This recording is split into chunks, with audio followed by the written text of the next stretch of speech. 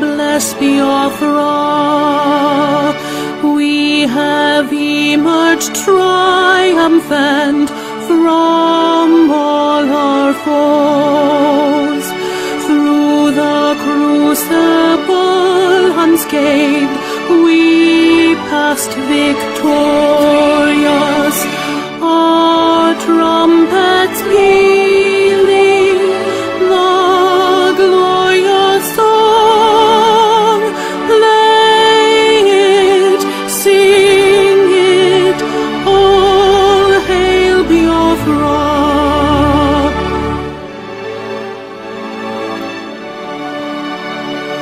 Oh, hail Biafra. We shall always remember all that perished in the struggle for our freedom. All hail our heroes. Our prayer shall be known both day and night. Say them always, all hail Biafra.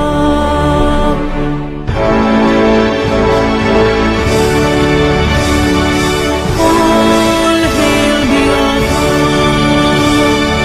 Now our star shines everywhere. We crave humility. God guide and protect us all. All hail your wisdom, shielding us from fury, unleashed by your enlightenment. Biafra, Biafra, shining forever.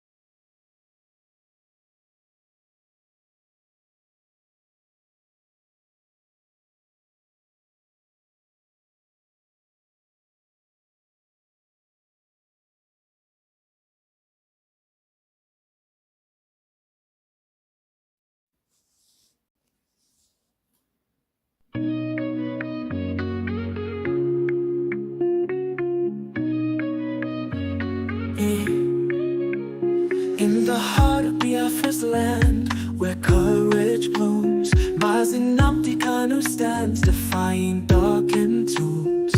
A beacon of hope, a voice soon yielding. He fights for justice, freedom, heart's true healing. Mazi assume kwensu, your spirit ablaze, guiding your people through the tumultuous mazes. From prison walls you sing defiance and truth, a symphony of liberation, unwavering in you. Freedom, freedom, let it echo across the hills, where rivers flow and dreams ascend, where hope fulfills. Biafra's anthem rises, carried by winds so strong, a melody of resilience, a battle cry, a lifelong song.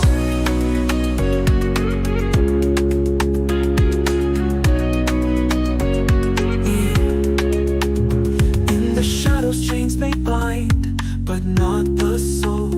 Mazi Nnamdi Kanu, your purpose takes its toll. The world may turn away, blind to your plight, yet your flame burns brighter, igniting the fight. Behind prison bars you weave tales of courage, a tapestry of resistance woven without rage.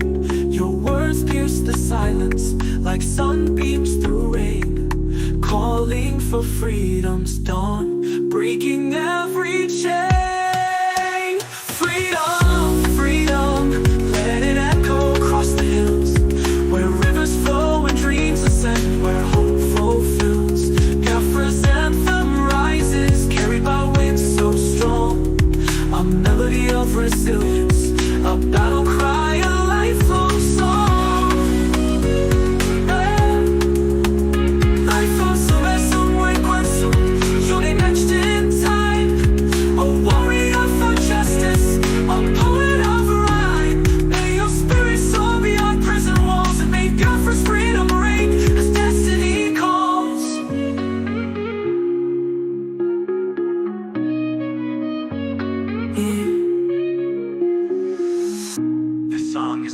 expression and tribute Mazi Nnamdi Kanu's situation is complex, and the song does not capture all aspects. Let us continue to hope for justice and peace. Dun dun.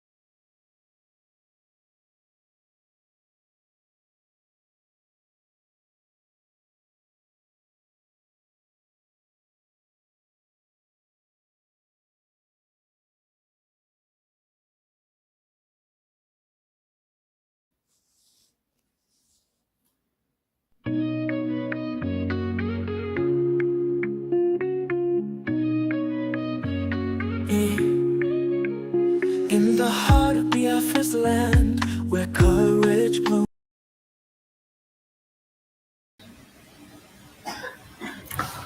Hello, my wonderful people of Biafra, friends of Biafra, and lovers of freedom.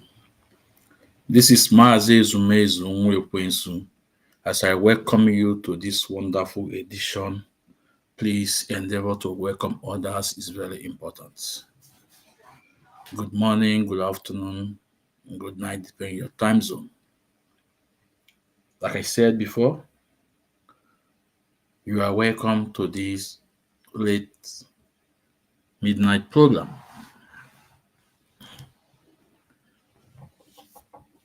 As you all know, no retreat, no surrender. Anyị apụtago na anyị apụtago. Anyị apụtago bụ na anyị apụtago. Anyị apụtago bụ na anyị apụtago. Nothing will stop us. Please, if you are hearing the sound of my voice, please, I want you to write. Let me know, please. Comment on the comment section. Let me know, please. It's very important, please. We're having some technical difficulty, but we must move.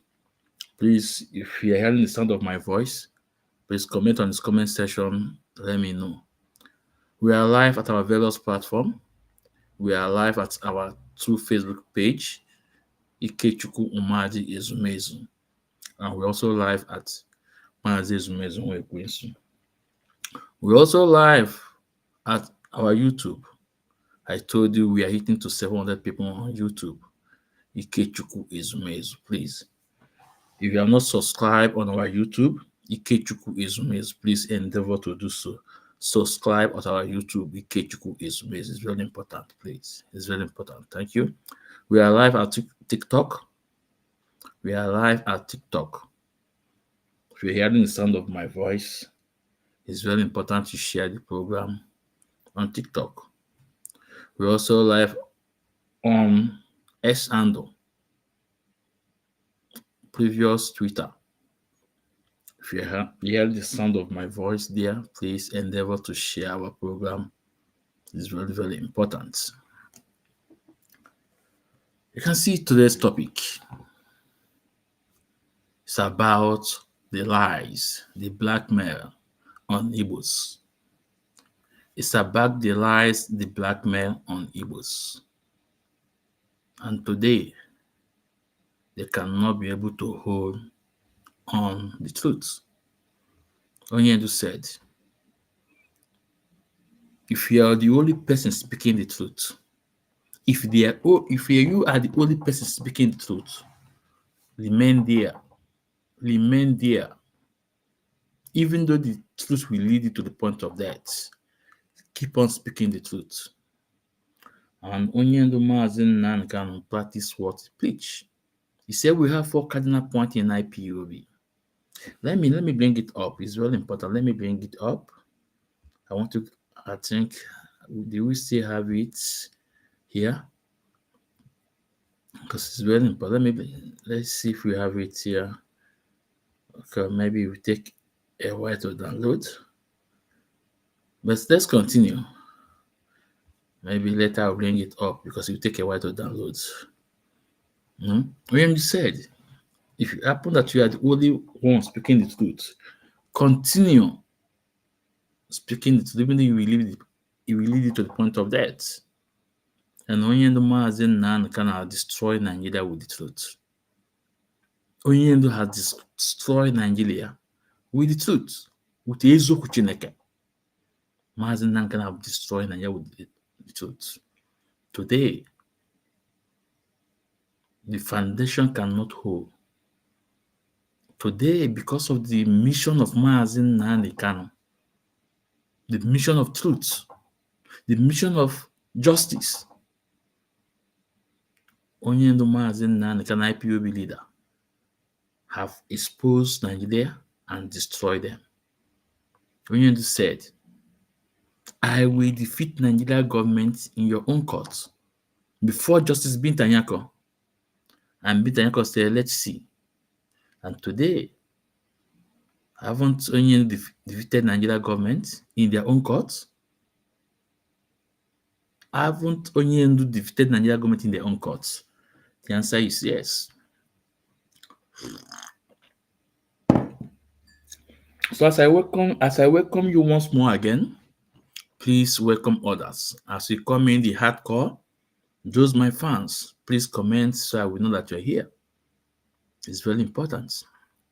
I know it's late here. It's already, about 4 minutes after 1 over here. To tell you it's late. 4 minutes after 1 over here. But you can see Mazi's ways. I'm still up, fighting. Because first of all, and my family. On generation to come. That is why, will you want to join the struggle? First of all, ask yourself, who am I doing this for? First of all, very important question you have to ask yourself, who am I doing this thing for? And what are the benefits of this thing I'm doing? You go with the truth. If it's the benefit of coming to this struggle, it's for your own gain, for your own economic gain, for people to pay you, believe me, you will not last long. Because when they stop giving you that money, you will stop. The energy will drop. You will not have that force to carry out this mission.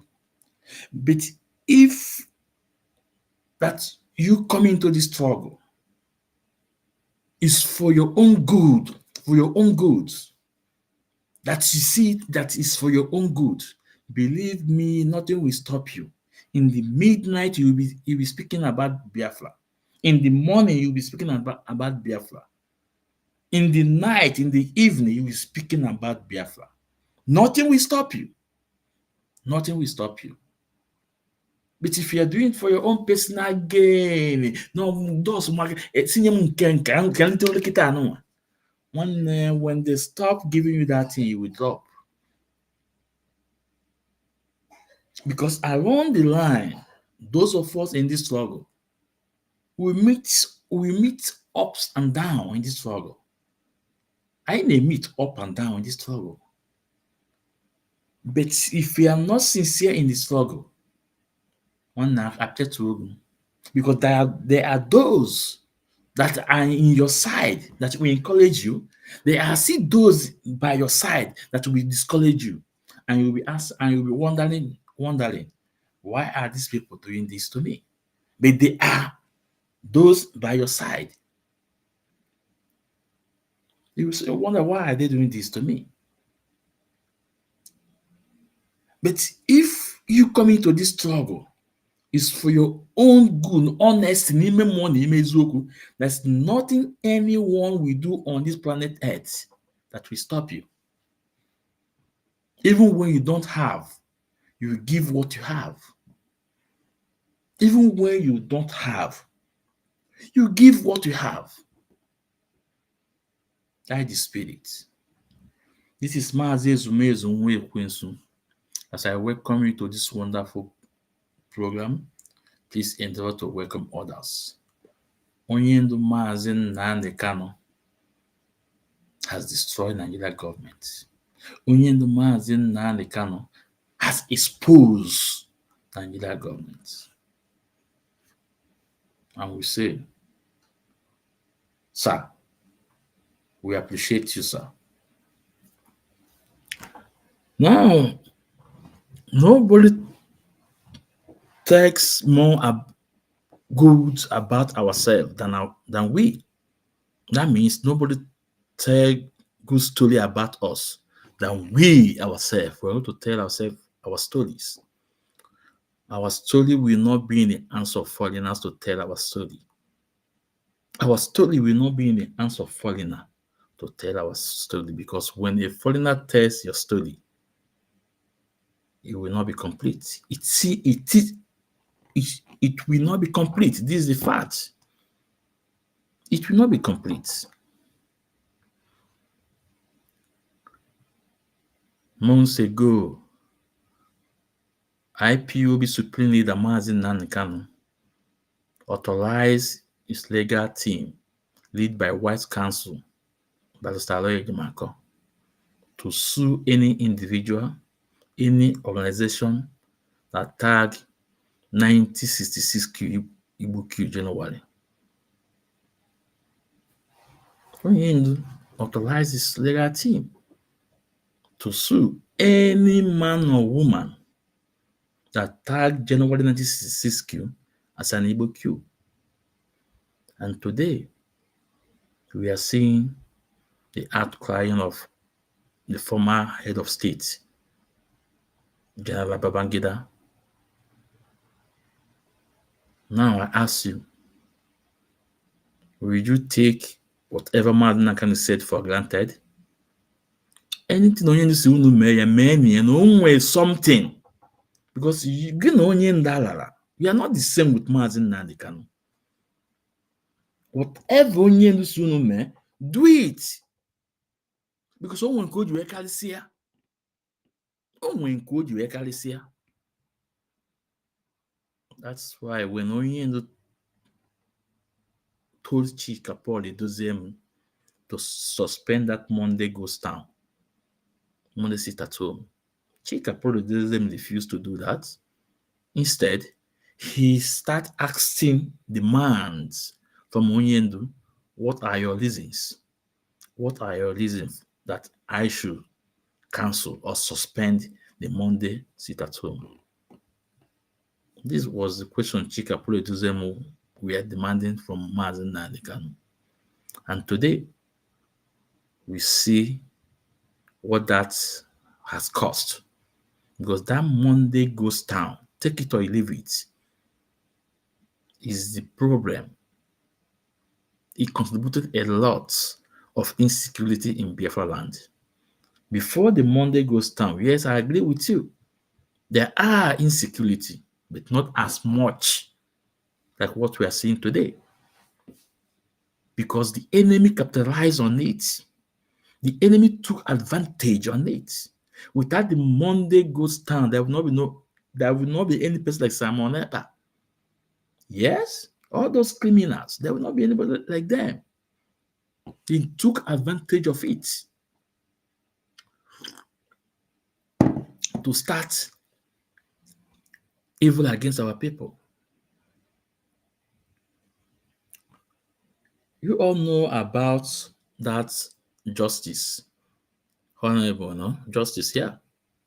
I think it was a Labour Party candidate, yeah, Labour Party House of Rep that was kidnapped on 24th December 2024. And 100 million was taken out from his account. And at the end of the day, at the end of the day, he was by. Now, they have the boys that did this evil crime. They are all in custody. Out of a sudden, we had the news that were two of them escaped from Nigeria police. Two of them escaped from Nigeria police. How? And we are still talking about that. We are hearing a news now that all of them have been they have been executed. All the people that are involved about that justice, that they have gone to another side of the world. And we ask why. Did they carry out an investigation? Did these people appear in front of appear before the court of law to know who sent them, to know how and why they did what they did? Remember, when this incident happened, all was on IPOB. They say it was IPOB because they are looking for an evidence to blackmail IPOB. They were looking for an evidence to blackmail Eastern Sentinel Network. They were looking for an evidence to blackmail Mazi and Kanu. And we told you guys that all this insecurity that's going on in Southeast, it's politically motivated. They are all criminality in politics. 60% of them are political criminals, and 40% are ordinary criminals, gang, and the courtist. Now ask yourself, if true that all the people, all these young boys that are involved in this crime against the AP member, the justice, if they were all assassinated, why? Why? We ask why. You know what? You know what? Because they want to cover their track. They want to cover their track. They want to cover their track. If all these boys, if I LP, because we are still making an investigation, we just saw it in the news. If all these boys, because the oldest member from them is 30 years, if all of them now were assassinated now, why? We say why? Did you put them before court? Why must you execute them without court process? You know what? They want to cover their track. They want to cover the truth. And don't forget, when the Southeast governor have a summit, they came out and said that IPOB have no hand in what is going on in the Southeast. But guess what? Federal government keep on pushing. DSS keep on pushing. But you know what? IPOB is ordained by Chukwokika Biama. And today, we see what is happening in the states of Nigeria. We see what will happen. We're going to play a couple of videos. We are going to play a couple of videos. But before we start that, first of all, I must appreciate our own brethren from Yoruba land. What is his name? Rufai Hussein. We must appreciate him, because the most important thing is that when you discover someone is not doing the right way and you call attention of that person, and that person took a right decision or make a change, it's good. You all will remember that some days ago, we did a program specifically on Rufai, calling his attention, asking him Why is it not talking about the 1966 coup, about what happened to Igbos? Why? We draw his attention. I tag him on the program. Remember what I said to you. Whoever that will pass message on this our little space, that person must get it. If they are actually watching us, one of them is the person. We did this program, but guess what, Biafra? Yesterday, Rufai invited invited Chief Ume. Although the time was not okay, the time of their program, I think, was about not less than 20 minutes, about 90 minutes.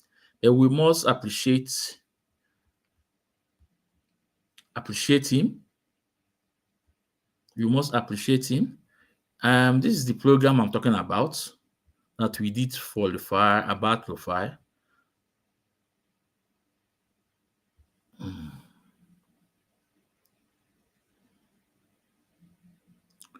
Yeah, you guys, this is the program. This is the program we did. I think that was on 23rd.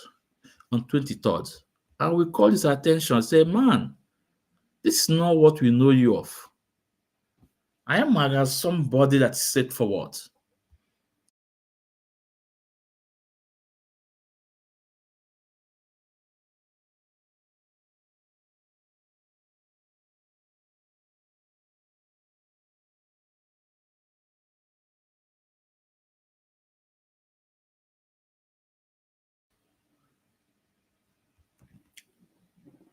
About 1966 coup. That is the mother of the problem in Nigeria. I think, because I can man in our program, when we say things, we bring out evidence about what we said. I think this is the program, we talk about it. So this is the program.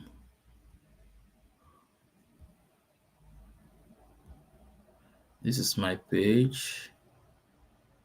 Yeah, this is the program, we talk about it.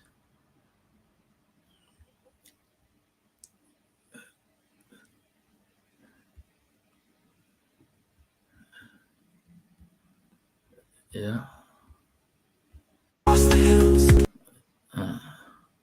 This was the program, so let's take it forward a bit.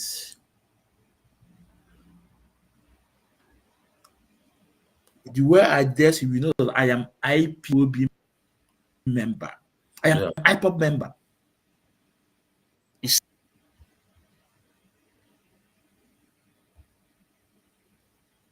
see look at my background. That's my great.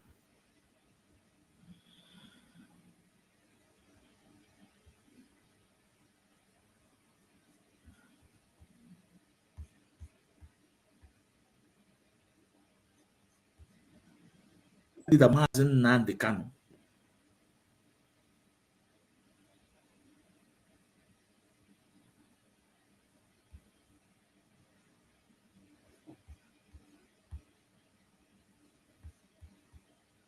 The man beside him is the lead counsel, the wise counsel.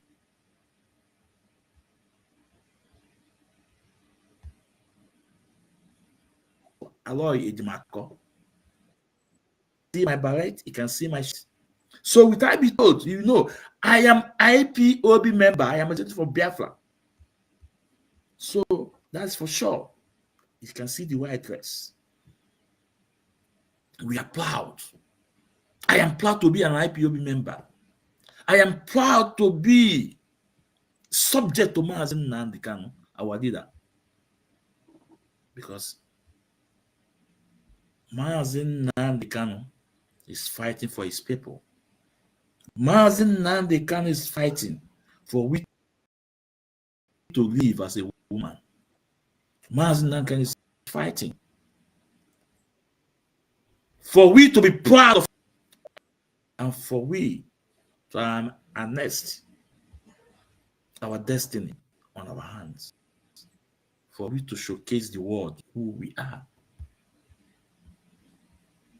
So that is it. I am happy remember. So the first saying, what happened? I have to play you some of your videos and permit me to play some of your videos, please.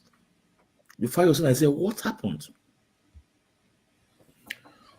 When Bola Ahmed Tinubu accepted the media chat, and TV was there. Yes. You are not there,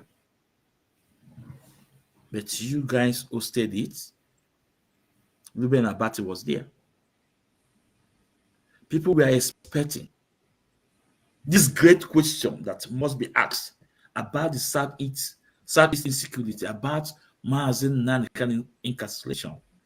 But that question was not asked. That question was not asked. Okay? Mazi Nnamdi was asked to come to court on 10th of February 2025. And he went. And we all see what happened. We see what is trending. Up till now, is it trending? Arise TV. Keep moves. The great man we know you to be. You refuse to talk. Even TV. And even in your own channel on Facebook, on YouTube. That you guys are talking about very dark man. What a nation. What a country. What a country. That's a man. People are running after a man for their justice. People don't the state police to report their problem. Rather, they go to an individual to report their problem. What a country. It's a shame. Now, that day you guys are talking about really dark man. But the main issue that's trending all over the world, people refuse to talk about it. And I ask why. What is happening, Mr. Rufai? Or did they mandated you guys not to talk about it? Did Ndoka told you guys not to talk about it? But you guys cannot stop it. Because Mazi Nnamdi Kanu wake kuchonwa. I repeat. Mazi Nnamdi Kanu wake kuchonwa. Before I know you are here now, we are watching now. Because I tag you on this program. And I expected a lot of people to tag you too. Rufai, why are you not talking about it?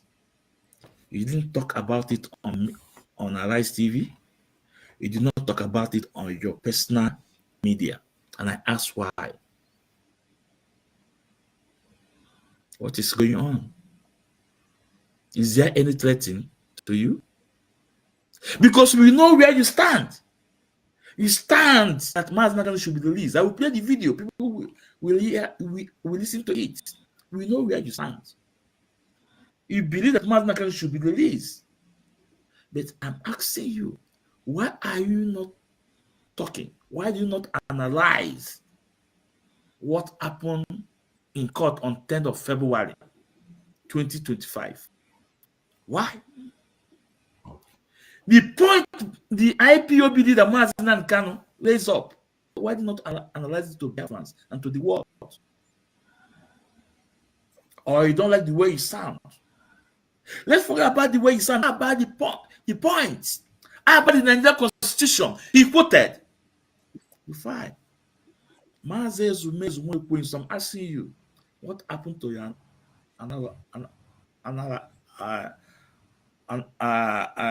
analyze on issues like this? Why do you become moods? Because people were expecting, a lot of people were expecting you to analyze the situation in the issue, talk about it. Why can't you say it on your media, on your personal media platform? Why?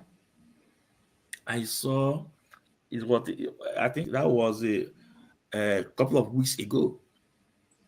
But between you, you guys are doing the needful, what government wants you guys to do, what the corrupt country wants you to do. That man in America, far away America, cut the people off because they started mentioning Biafra. But when issue like this came up for you to bring out to the world, you guys will kill it down. We put it under the carpet. Are you helping or lion is no longer a lion? Are you a sheep with I? I hear you talk about the this lawyer, this great guy. What's his name?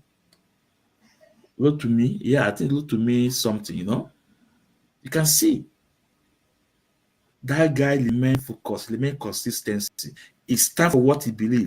They get him arrested. He still stand for what he believe. It doesn't matter. He say if he died, that be it. He stand for what he believe. Former lawyer, look to me something. Now secretary to of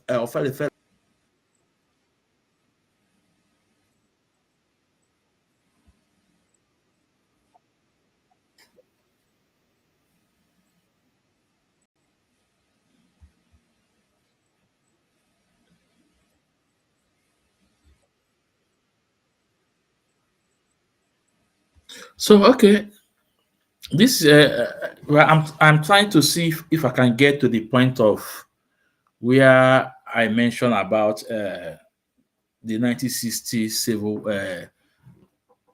coup, but the video is long, so I don't want to waste much time. Yeah. So this is the program we did the last time, to our brother Rufai Husseini, asking him what happened to who we know him to be.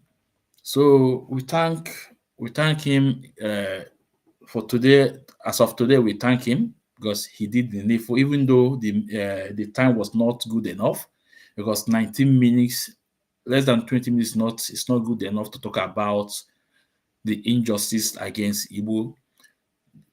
Less than 20 minutes is not good enough to talk about the lies and the blackmail against Igbo for over 59 years.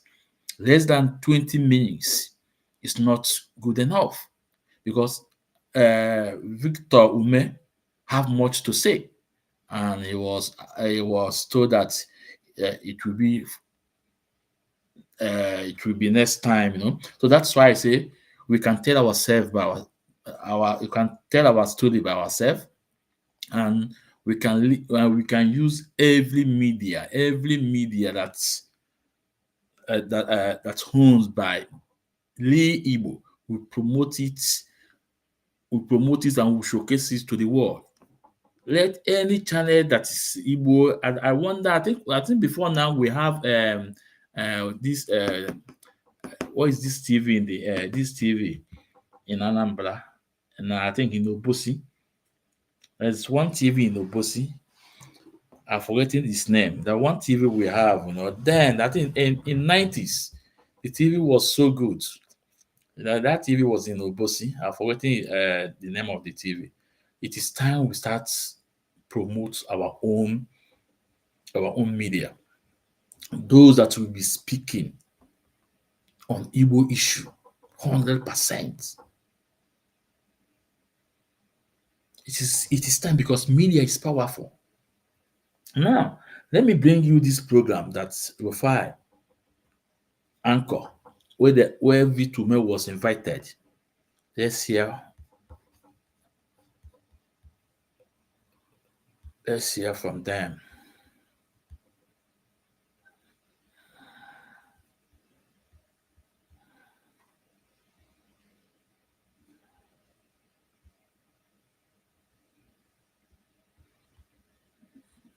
Where is it? Oh my God. It's not here. Oh,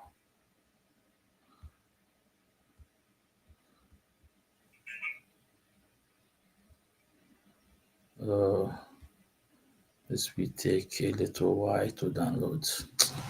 Oh my God. I think I put this in here before.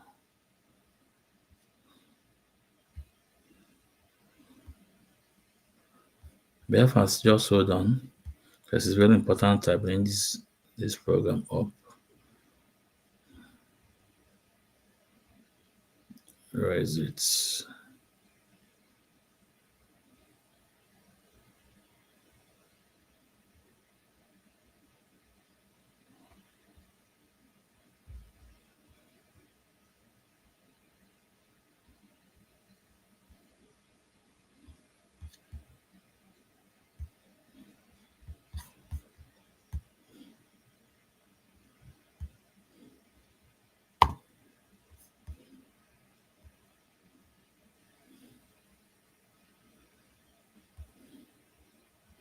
Hold on.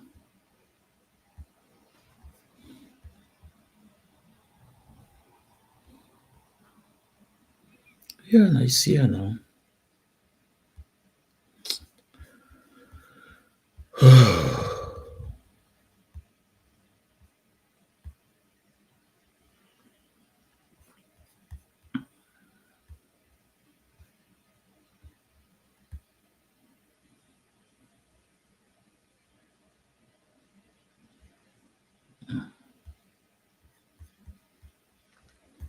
Just just few seconds. Let's see if it will download so fast.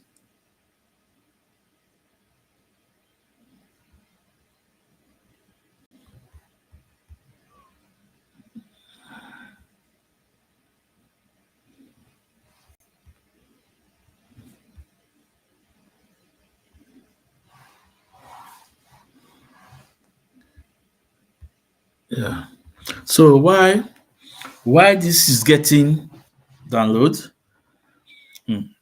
So like I said before, less than 20 minutes is not good enough to talk about the injustice against our people, against Biafrans, against Igbos. Because Chief Ume still have a lot to say when they told him that it should be next time because they don't have time. So, but if we have our own TV, our own media, at least they will be given enough time. They will be given enough time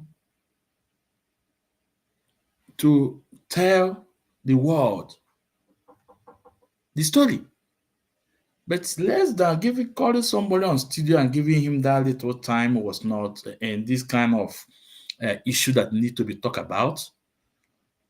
For me, 1 hour is not good enough too. So, but first of all, we appreciate Lufai for hearing our cry and doing the needful. We appreciate you, Lufai, and we say, keep on. We love you. We love you. So, as you all know, for past 59 years, this lie has been against our people. For past 59 years, this blackmail, this hate has been against our people. And Mazi Nnamdi Kanu take it up and say all this persecution, all those injustice against Igbos will end by him. And this is the level of challenge Mazi Nnamdi Kanu is facing today. This is the fight only Mazi Nnamdi Kanu is putting up today. Onyendo Mazi Nnamdi Kanu was born for this cause. He was born for this. And there's no man, there's nothing anyone can do against our leader that person, he or she will succeed. You may try. You may get close. You may get the majority, you may get the population speaking in favor of you, but at the end of the day, you all will all fail. At the end of the day, you guys will all fail. Ikuku yeburu unu. The way you guys lie is like a wind fire. The same way you guys will also come down. That is Mazi Nnamdi for you. Because Mazi Nnamdi is whiter and whiter than snow. When we told Chinas and Wankita that they cannot do anything, let them gang up. But within their eyes, they shall see how they fell. Today, ask Chinas and Wankita, have they succeeded? The answer is no. The answer is no. The same thing Onyedi told them 2 weeks before his rendition to Nigeria. That is not telling them, or he's not begging them neither. But if they succeed in buying them over, within their eye they shall see how they will fail. And today, it's happened. All those people, all of them that's against Mazi Nnamdi Kanu, are they not failing? All of them, check. Both those that pretended to be working with Mazi Nnamdi Kanu, the enemy within and the enemy external, have they succeeded? The answer is no. Onyendo is with them, defeating them. That will tell you, with this, with that alone, we know that Mazi Nnamdi is not an ordinary man. With that alone, you will know that this man is not an ordinary man. We all remember the last time Onyendo spoke in court to defend himself, and all of them came up shouting, Mazi Nnamdi defending himself is a way to prison. That the barristers, the wise counsel don't know what he's doing. That they sack a son and bring in an ordinary lawyer. And we're laughing at them because they don't know the strategies. They don't know that and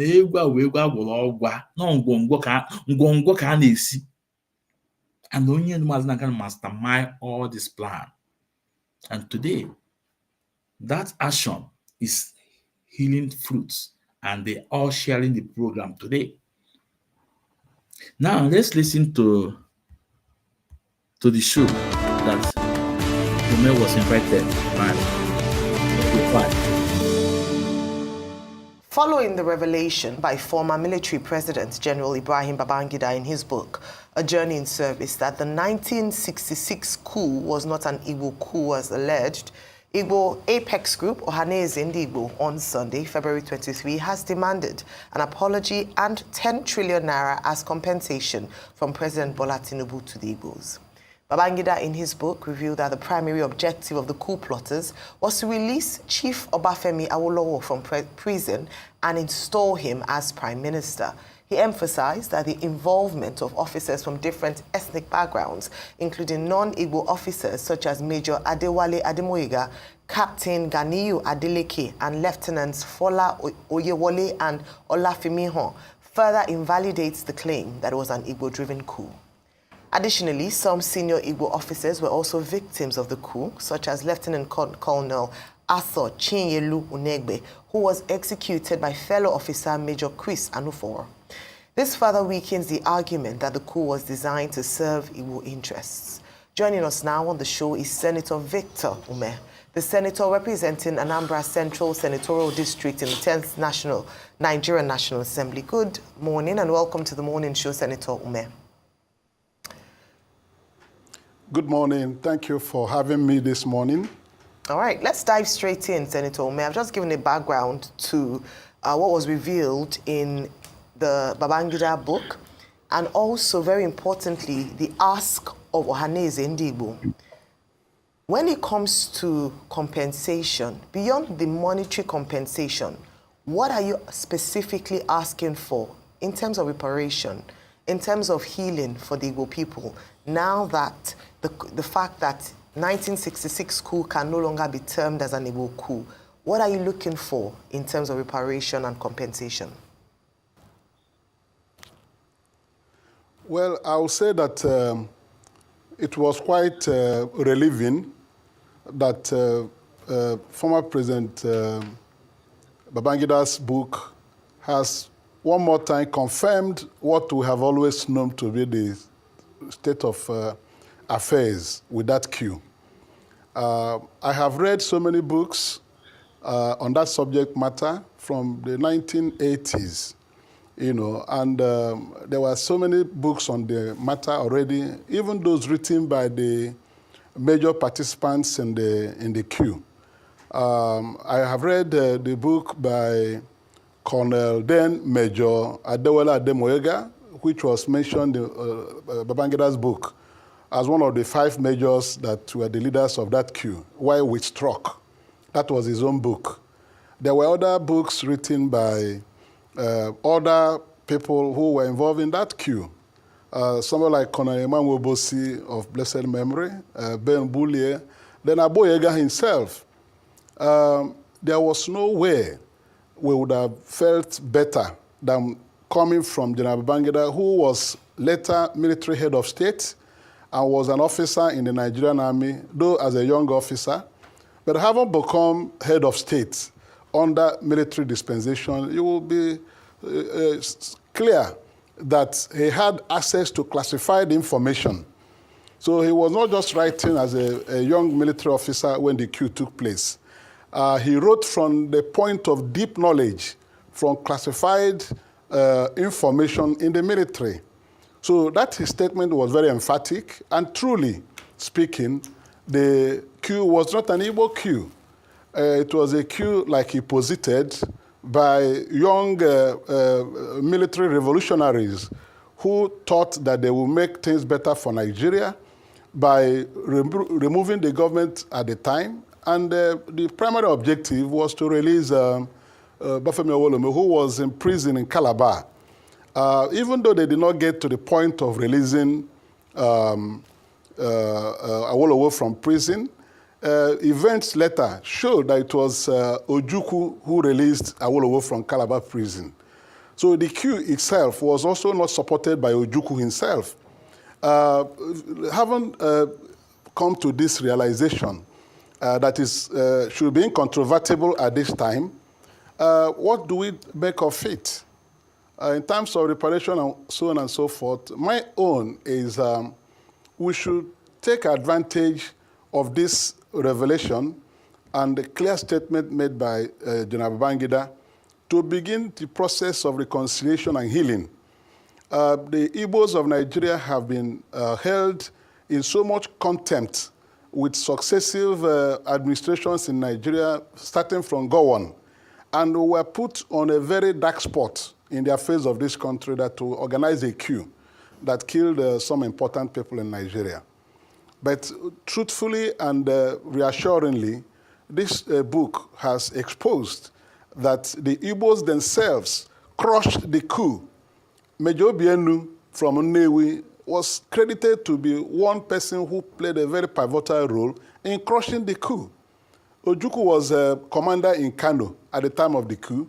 And I read and also I heard from him personally, because I worked with him for 5 years until his death. He was national leader of ABGA and I was national chairman of ABGA. So at various times I discussed these matters with him to get the truth of the matter. He had telephone exchange with Major Nzogwu where he declined to support the coup. Ojukwu was an Igbo man and was somebody who played a major role going forward later in history. So I would like Nigerians to bury the hatchets and shift their mind from the narrative that the Igbos organized the coup for selfish reasons. The Igbos did not ask the officers to go and organize any coup. Okay. Yeah. Senator Ume, So on the issue of reparation. No, before we say something here, before we say something, first of all, we thank Victor Me for coming and for voicing your own side. But one thing that I don't think that we will take, he said that he would like Nigerians to bury the sachet. So that means the millions of us, the millions of your brothers, the millions of your sisters, fathers, uncles being by between 1966 Q that lead to counter Q, that lead to Biafra war, and give birth to IPO movement that are separating us today. Do you want all of them to bury in what? In sachet and we move forward? Is that what you mean? If it's what you mean, Mazi Ezumezu Nwekwensu, I disagree with you, sir. I honestly disagree with you. You know? And again, although they did not give you enough time on this program because it's less than 20 minutes, 19 minutes, I think the first statement you could have made, you say you want them to bury the sachet. You could have asked them, first of all, release Mazi Nnamdi Kanu. Because it's as a result of that coup that lead to counter coup, that lead to Biafra war, and give birth to IPO movement. So I think I will not hit you Monday hammer now, or I will not more I can't take Team Godongbo because they did not give you enough time to talk.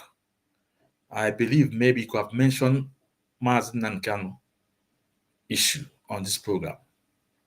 So, but let me continue. Ka m were mma m tinye n'ọbọ mma. Ka m were mma m ka m tinye n'ọbọ. Ka m lafite go mgbọdọmgbo. Let me just reason with you, So, I don't agree with you when you said we should all bury this sachet. No. First of all, Mazi Nnamdi Kanu should be released. That should be our demand. The release of Mazi Nnamdi Kanu.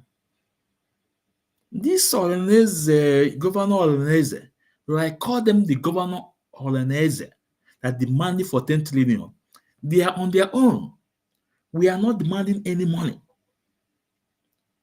We are not demanding, if there's anything that Igbos will demand, it will be collectively. Not this gang or this Governor Oleneze and Igbo. No. And as a matter of fact, I think on Sunday morning, between 10 o'clock on Sunday morning, the PG, President General of Oleneze Igbo, elected as constitutional demand in Port Harcourt will be on our program with our lovely sister from Lagos, Bini Nana. They will be on this program. 10 o'clock Biafra time on Sunday.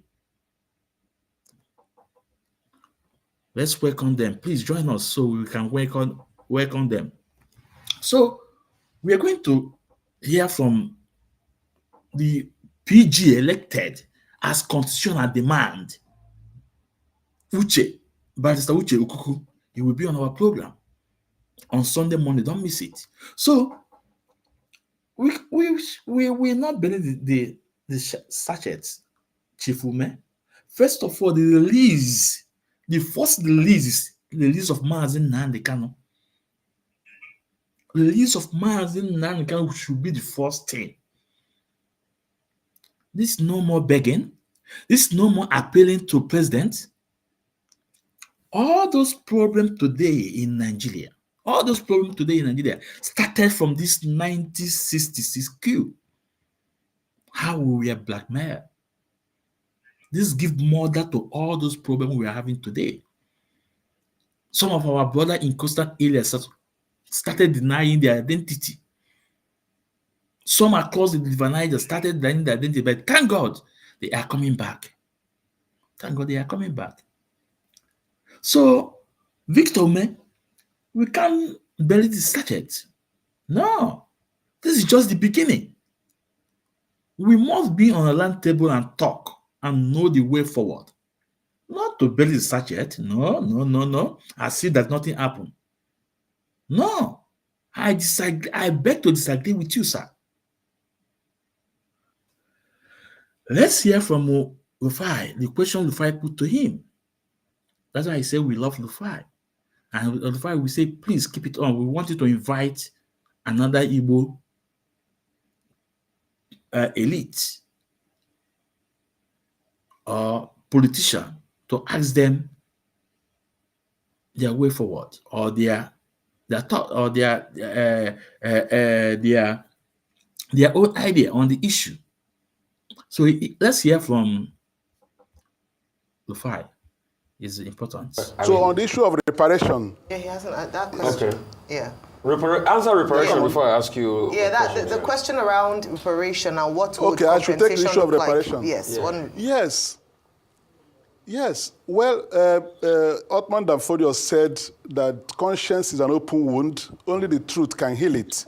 So now that it is clear that Igbos do not organize any coup to kill anybody for selfish reasons, it follows that all the things the Igbos have been denied in Nigeria by the successive governments, starting from Gowon down to the present day even, that Igbos should be seen as Nigerians with the same rights and privileges that other Nigerians will enjoy in the affairs of government. The discrimination handed down to the Igbos because of this should now abate. It should end. Let everybody come to the table with equal rights. Okay. Couple of things. I want to ask, are you following the way, and let me just establish again for the sake of posterity, there was no Igbo coup. It was just propaganda to hang all of this on the Igbos, and we know what happened then. Even before, Babangida didn't even need to write the book. Before, we had said there was nothing called an Igbo coup. It was just propaganda. And also, the Western media that portrayed that propaganda also enjoy in the affairs of government. The discrimination handed down to the Igbos because of this should now abate. It should end. Let everybody come to the table with equal rights. Okay. Couple of things. I want to ask, are you following the way, and let me just establish again for the sake of posterity, there was no Igbo coup. It was just propaganda to hang all of this on the Igbos, and we know what happened then. Even before, Babangida didn't even need to write the book. Before, we had said there was nothing called an Igbo coup. It was just propaganda. And also, the Western media that portrayed that propaganda also, is there any, letter to be written to that Western, because that Western media still exists, that pushed that propaganda big time, and we know that, number one. So, number one, are you also saying that, are you joining the likes of Nnamdi to talk about a 10 trillion reparation? I've heard 10 trillion, I've heard all sorts of figures. That's number one. Number two, do you think Gowon too should be able to write his own side of his story? Because he's 90 now, and he also needs to tell some side of that story. We've had conversations about Gowon saying, yes, they said in some fora, he had apologized to some people. No, we've not had a definitive book from Gowon. Do you think Gowon should tell his own side of the story? And do you subscribe to the likes of some people that are saying over 10 trillion, I think it was Ahanes Indigo, and they're calling all sorts of amounts for this reparation? Those are the two questions, sir. Yeah, thank you very much. Well, starting with Gowon, Please, I sorry. think Gowon owes Nigerians I a want to duty. start it again. Let's start it again from the beginning. Start it again, please. Following the revelation by former military president General Ibrahim Babangida in his book, A Journey in Service, that the 1966 coup was not an Igbo coup as alleged, Igbo Apex Group, Ohaneze Ndigbo, on Sunday, February 23, has demanded an apology and 10 trillion naira as compensation from President Bola Tinubu to the Igbos. Babangida, in his book, revealed that the primary objective of the coup plotters was to release Chief Obafemi Awolowo from prison and install him as Prime Minister. He emphasized that the involvement of officers from different ethnic backgrounds, including non-Igbo officers such as Major Adewale Ademoyiga, Captain Ganiyu Adeleke, and Lieutenants Fola Oyewole and Olafimiho, further invalidates the claim that it was an Igbo-driven coup. Additionally, some senior Igbo officers were also victims of the coup, such as Lieutenant Colonel Arthur Chinyelu Unegbe, who was executed by fellow officer Major Chris Anufor. This further weakens the argument that the coup was designed to serve Igbo interests. Joining us now on the show is Senator Victor Ume, the senator representing Anambra Central Senatorial District in the 10th Nigerian National Assembly. Good morning and welcome to the morning show, Senator Ume. Good morning. Thank you for having me this morning. All right, let's dive straight in, Senator Ume. I've just given a background to what was revealed in the Babangida book, and also, very importantly, the ask of Ohaneze Ndigbo. When it comes to compensation, beyond the monetary compensation, what are you specifically asking for in terms of reparation, in terms of healing for the Igbo people, now that the fact that 1966 coup can no longer be termed as an Igbo coup? What are you looking for in terms of reparation and compensation? Well, I will say that it was quite relieving that former President Babangida's book has one more time confirmed what we have always known to be the state of affairs with that coup. I have read so many books on that subject matter from the 1980s. And there were so many books on the matter already, even those written by the major participants in the coup. I have read the book by Colonel then Major Adewale Ademoyega, which was mentioned in Babangida's book as one of the 5 majors that were the leaders of that coup, while we struck. That was his own book. There were other books written by other people who were involved in that coup. Someone like Colonel Emmanuel Bosi of blessed memory, Ben Boulier, then Aboyega himself. There was no way we would have felt better than coming from General Babangida, who was later military head of state and was an officer in the Nigerian army, though as a young officer, but having become head of state under military dispensation, it will be clear that he had access to classified information. So he was not just writing as a young military officer when the coup took place. He wrote from the point of deep knowledge from classified information in the military. So that his statement was very emphatic, and truly speaking, the coup was not an Igbo coup. It was a coup, like he posited, by young military revolutionaries who thought that they would make things better for Nigeria by removing the government at the time. And the primary objective was to release Bafemi Awolowo, who was in prison in Calabar. Even though they did not get to the point of releasing Awolowo from prison, events later showed that it was Ojukwu who released Awolowo from Calabar prison. So the coup itself was also not supported by Ojukwu himself. Having come to this realization that is should be incontrovertible at this time, what do we make of it?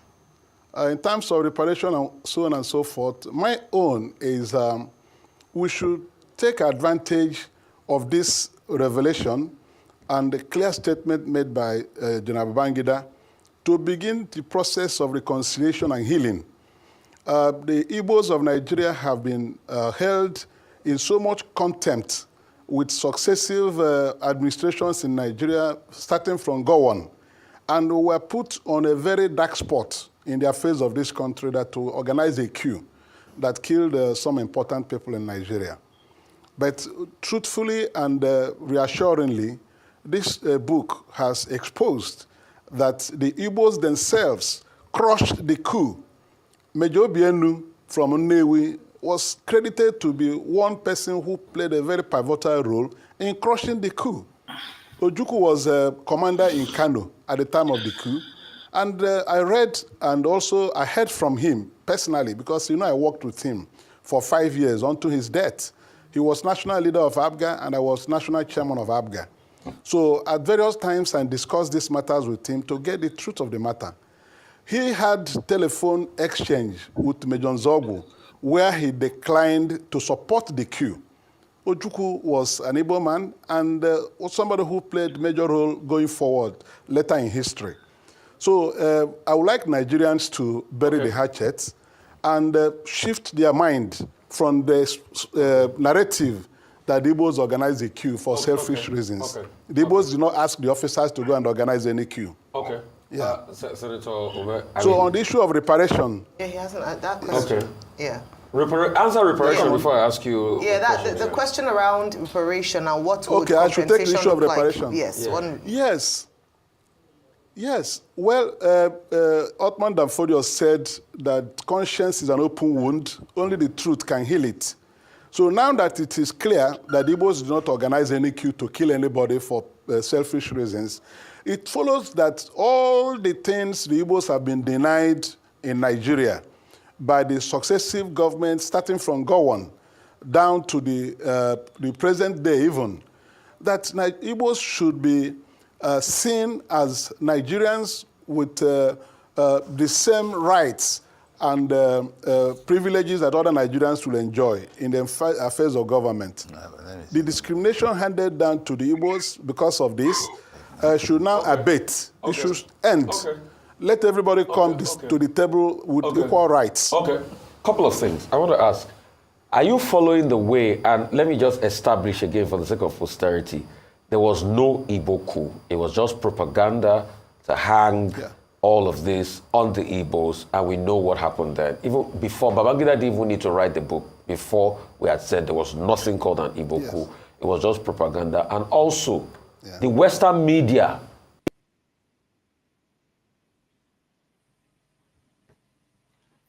Did you hear from Rufan Hussein? Rufan said there was no Igbo coup. Said they know that there was no Igbo coup. But those outside Igbo that knew that there was no Igbo coup, what are they doing when these people blackmail Igbos for 59 years? What are the media for those that knew that there's no Igbo coup? And people like Lufai, what did they did? What did they contribute? Did they tell the story? Well, first of all, that's why I say that truth, you see truth, it cannot cover truth no matter what. It cannot cover truth. And before then, before I was right, before then, Ojukwu, Chief Dim Ojukwu, in 80s, granted interview, telling the world, telling Nigeria that there were no Igbo coup, that is not Igbo coup. But did they believe? No. But thank God, today, a lot of them today are burying their face in shame. Don't also forget that this is the same thing before the pass of former Organization Chief Emmanuel Iwanyanwu. Remember that they are trying to change the narrative to tell Igbos to come to tender apology to the North. I want you guys to remember, before, when Iwanyanwu was alive, before the passing of Iwanyanwu, that propaganda, they pushed that propaganda on media for we to tender apology to them. And remember, a lot of us, in fact, not a lot, all the Igbos will condemn that attitude and say, no, that it should be the North that will tender apology to us. And then we start telling them there's no Igbo coup, that coup was not an Igbo coup. We told them that it wasn't an Igbo coup. This is the fact. That it's not an Igbo coup. This is the 100% fact. And let's play the interview from Chief Dim Ojukwu in 80s. I want you guys to listen. Let's bring it. before we come to Rufai.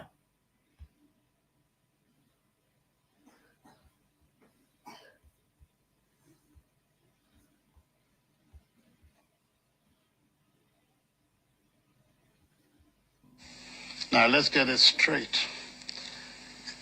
The young officers had within Igbos, Yorubas, and Hausas.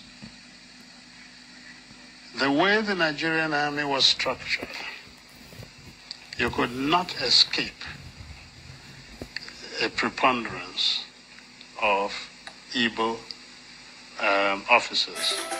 And these were at the middle level because they were essentially majors. By then I was a lieutenant colonel, so I wasn't part of it. I was then commanding a battalion in Kanu. The coup ostensibly, because I've later found out that the whole aim of the coup was to halt this apparent drift in Nigeria. But significantly, you know what they wanted to do?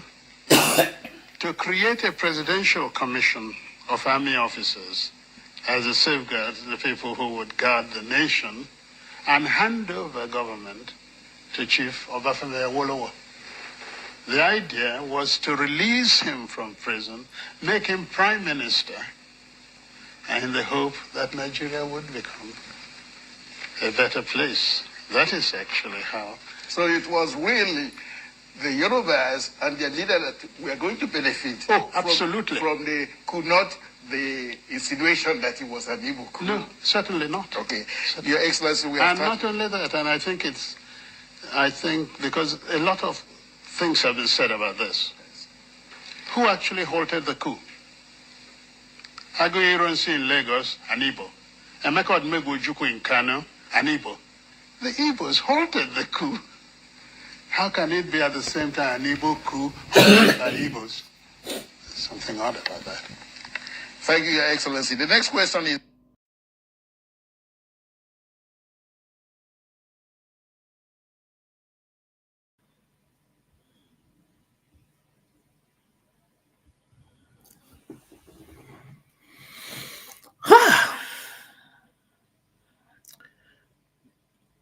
May your soul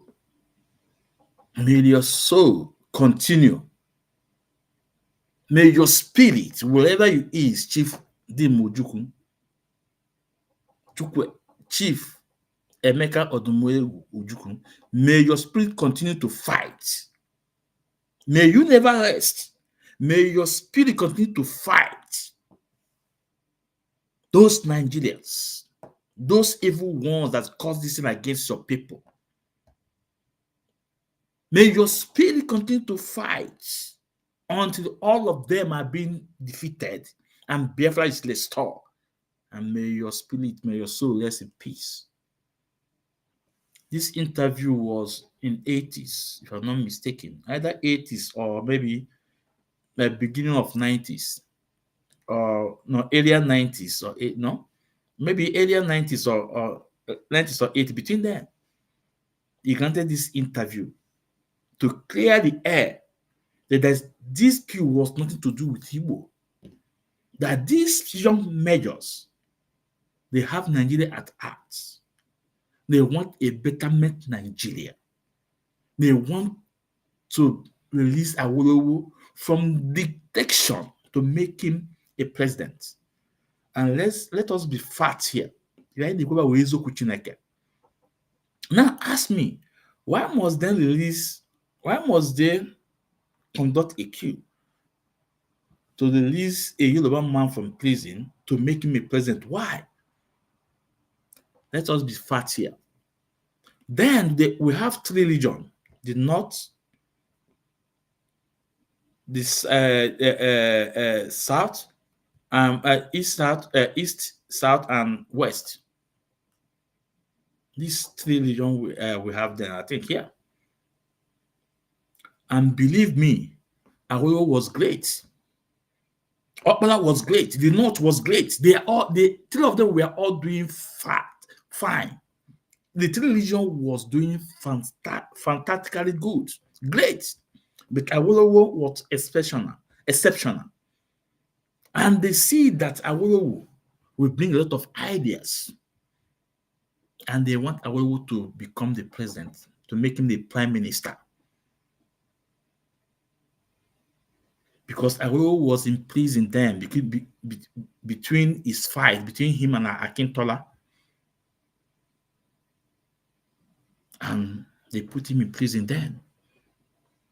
And they say, okay, they have to strike and bring Awolowo. Now, if it was an Igbo coup, why must they strike and bring a Yoruba man to make him a prime minister? Why not Igbo man? But these young people, they have Nigeria in their heart. They want Nigeria to work. But they turn it around against Igbo, against Igbos. Our people were massacred in the north. They call it pogrom. And do you want to tell me that was the beginning of the hate of Igbos in that country, Nigeria? No. How about the massacre of Igbos in 1943 in Jos? How about the massacre of Igbo in 1948 in Kaduna, Kanu? How about the speech from Ahmadi Bello in 1953? That if you give an Igbo man an opportunity, he will take all, he will become the whatever he said there. That instead of them to hire an Igbo man, they rather hire expatriates. That when he came to the office, that there was no Hausa man in the head of affair. That when he came to office, he made sure he removed every single Igbo man and replaced them with Hausas. And that's what led Nigeria in this situation we are right now, because people that are not capable are handle head of office. Ahmadi Bello have that mentality, and these young soldiers don't want this. They don't want this. They want to put a stop to it. And when they struck to make that Nigeria a better place, all they can do, they turn around, they call it an Igbo coup. Let's listen to the late Chief Dim Ujukwu again. It's very important. It's very, very important. Let's listen to him again.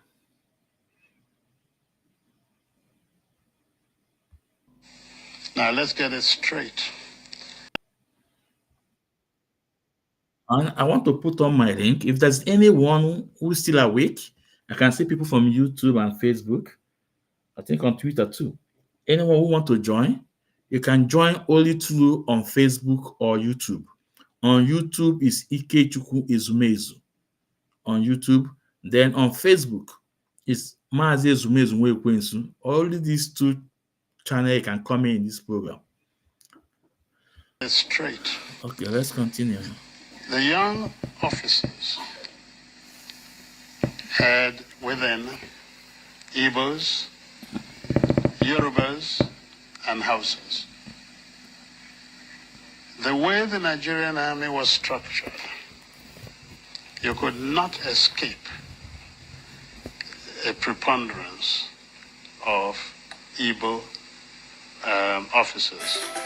And these were at the middle level, because they were essentially majors. By then I was a lieutenant colonel, so I wasn't part of it. I was then commanding a battalion in Kanu. The coup ostensibly, because I've later found out that the whole aim of the coup was to halt this apparent drift in Nigeria. But significantly, you know what they wanted to do? To create a presidential commission of army officers as a safeguard to the people who would guard the nation and hand over government to Chief Obafemi Awolowo. The idea was to release him from prison, make him prime minister, and in the hope that Nigeria would become a better place. That is actually how. So it was really the Yorubas and their leader that were going to benefit absolutely. from the coup, not the insinuation that it was an Igbo coup. No, certainly not. Okay.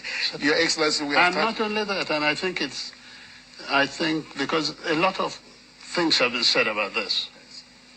Who actually halted the coup? Aguiyi Ironsi in Lagos, an Igbo. Emeka Odumegwu in Kanu, an Igbo. The Igbos halted the coup. How can it be at the same time an Igbo coup halted by Igbos? There's something odd about that. Thank you, Your Excellency. The next question is.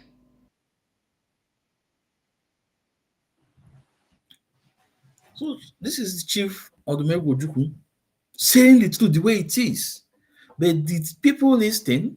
No, just because of the hate they have on Igbos.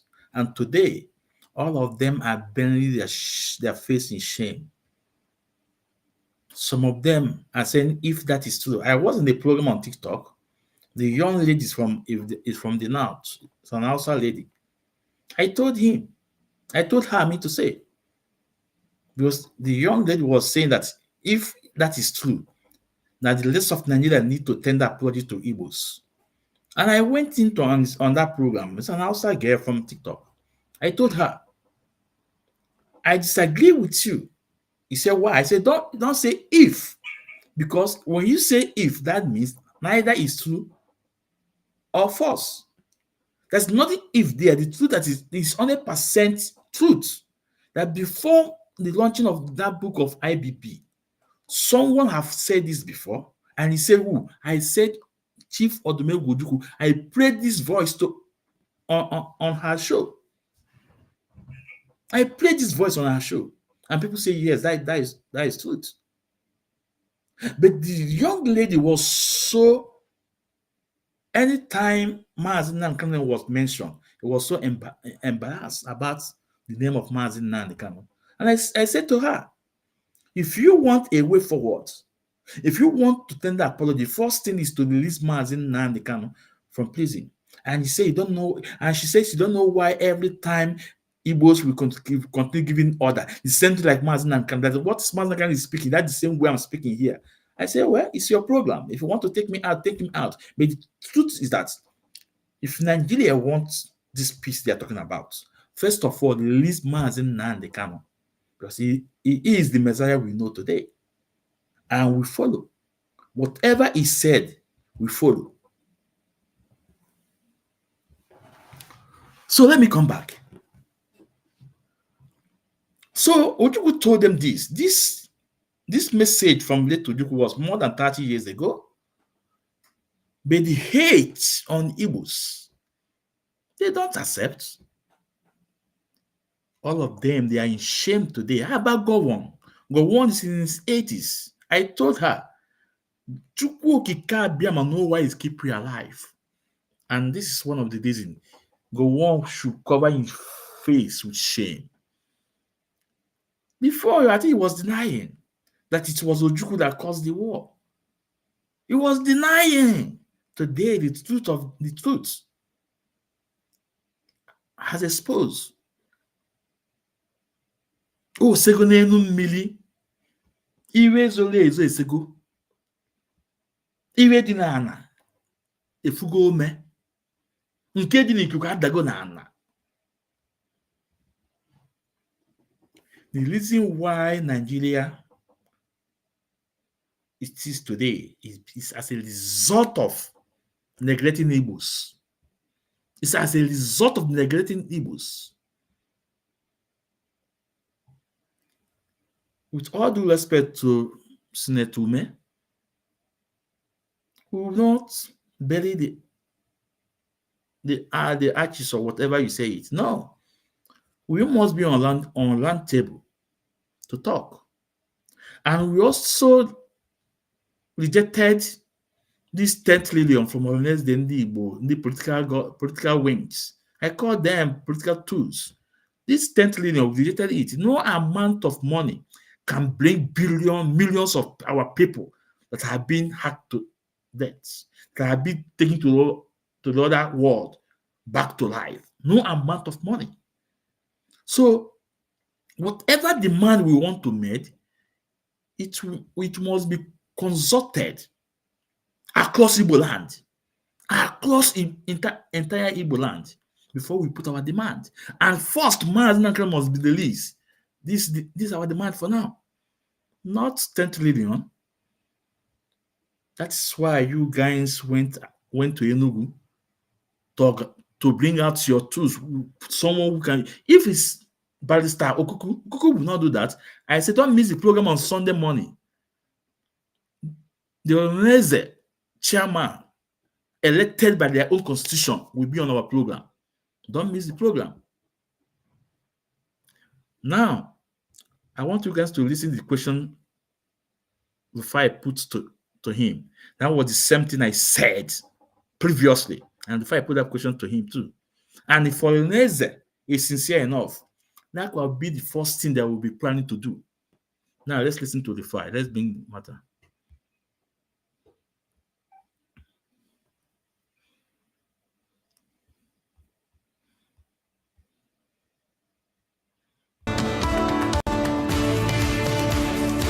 Present day even, that Igbos should be seen as Nigerians with the same rights and privileges that other Nigerians will enjoy in the affairs of government. The discrimination handed down to the Igbos because of this should now abate. It should end. Let everybody come to the table with equal rights. Okay, couple of things. I want to ask, are you following the way, and let me just establish again for the sake of posterity, there was no Igbo coup. It was just propaganda to hang all of this on the Igbos, and we know what happened then. Even before, Babangida didn't even need to write the book. Before, we had said there was nothing called an Igbo coup. It was just propaganda. And also, the Western media that portrayed that propaganda also, is there any, letter to be written to that Western, because that Western media still exists, that pushed that propaganda big time, and we know that, number one. So, you see, this was the point I'm making. Before I say that Western media, before I don't want to call them by their name, you say that Western media. You know them, but you don't want to mention their name. And who are those? Who is that Western media? BBC project this thing. BBC projected it was an Igbo coup that led to millions of our people being murdered. And this organized the Igbo. This organized the governors. All they can do, the best they can do, is to demand for 10 trillion. The best they can do is to demand for their 10 trillion. Look at this. I have said this thing before. BBC is there. What plan are Igbos making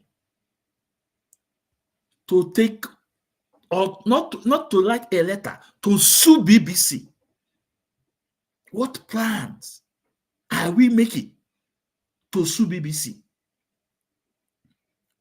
If this Olneze, if they are sincere enough, they should just keep quiet about this statement, this launching of this thing, and take the evidence, go after BBC first. Go after BBC that projected this thing on air, on media, that lead to millions of our people being executed. But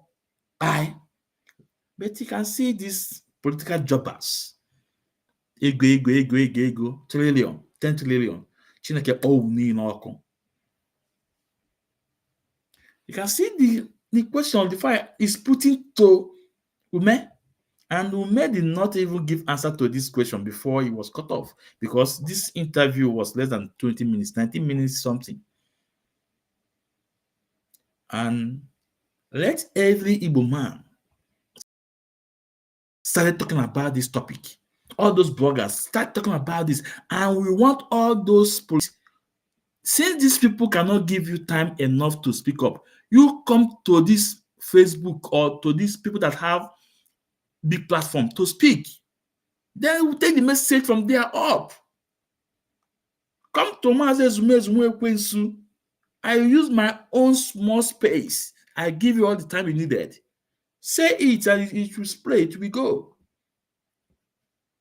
Say it will go. Because media is powerful. Even if when you're doing a program, even if there's no person doing, you are not seeing any number of person on your screen, continue doing that program. When you finish it, put it out there. The message will go. Believe me, the message will go, because you know what? The media are fighting us. Facebook is fighting us. Don't forget that when this guy came to Nigeria, Mark Zuckerberg, they have a meeting with the late Buhari then. They have a meeting with them. They discuss about us, that he should not give us this thing. Do you know how many millions of dollars they pay him to make sure it subdues all our news, not through Facebook? But we have every other this thing. They have Twitter Space is there, TikTok is there.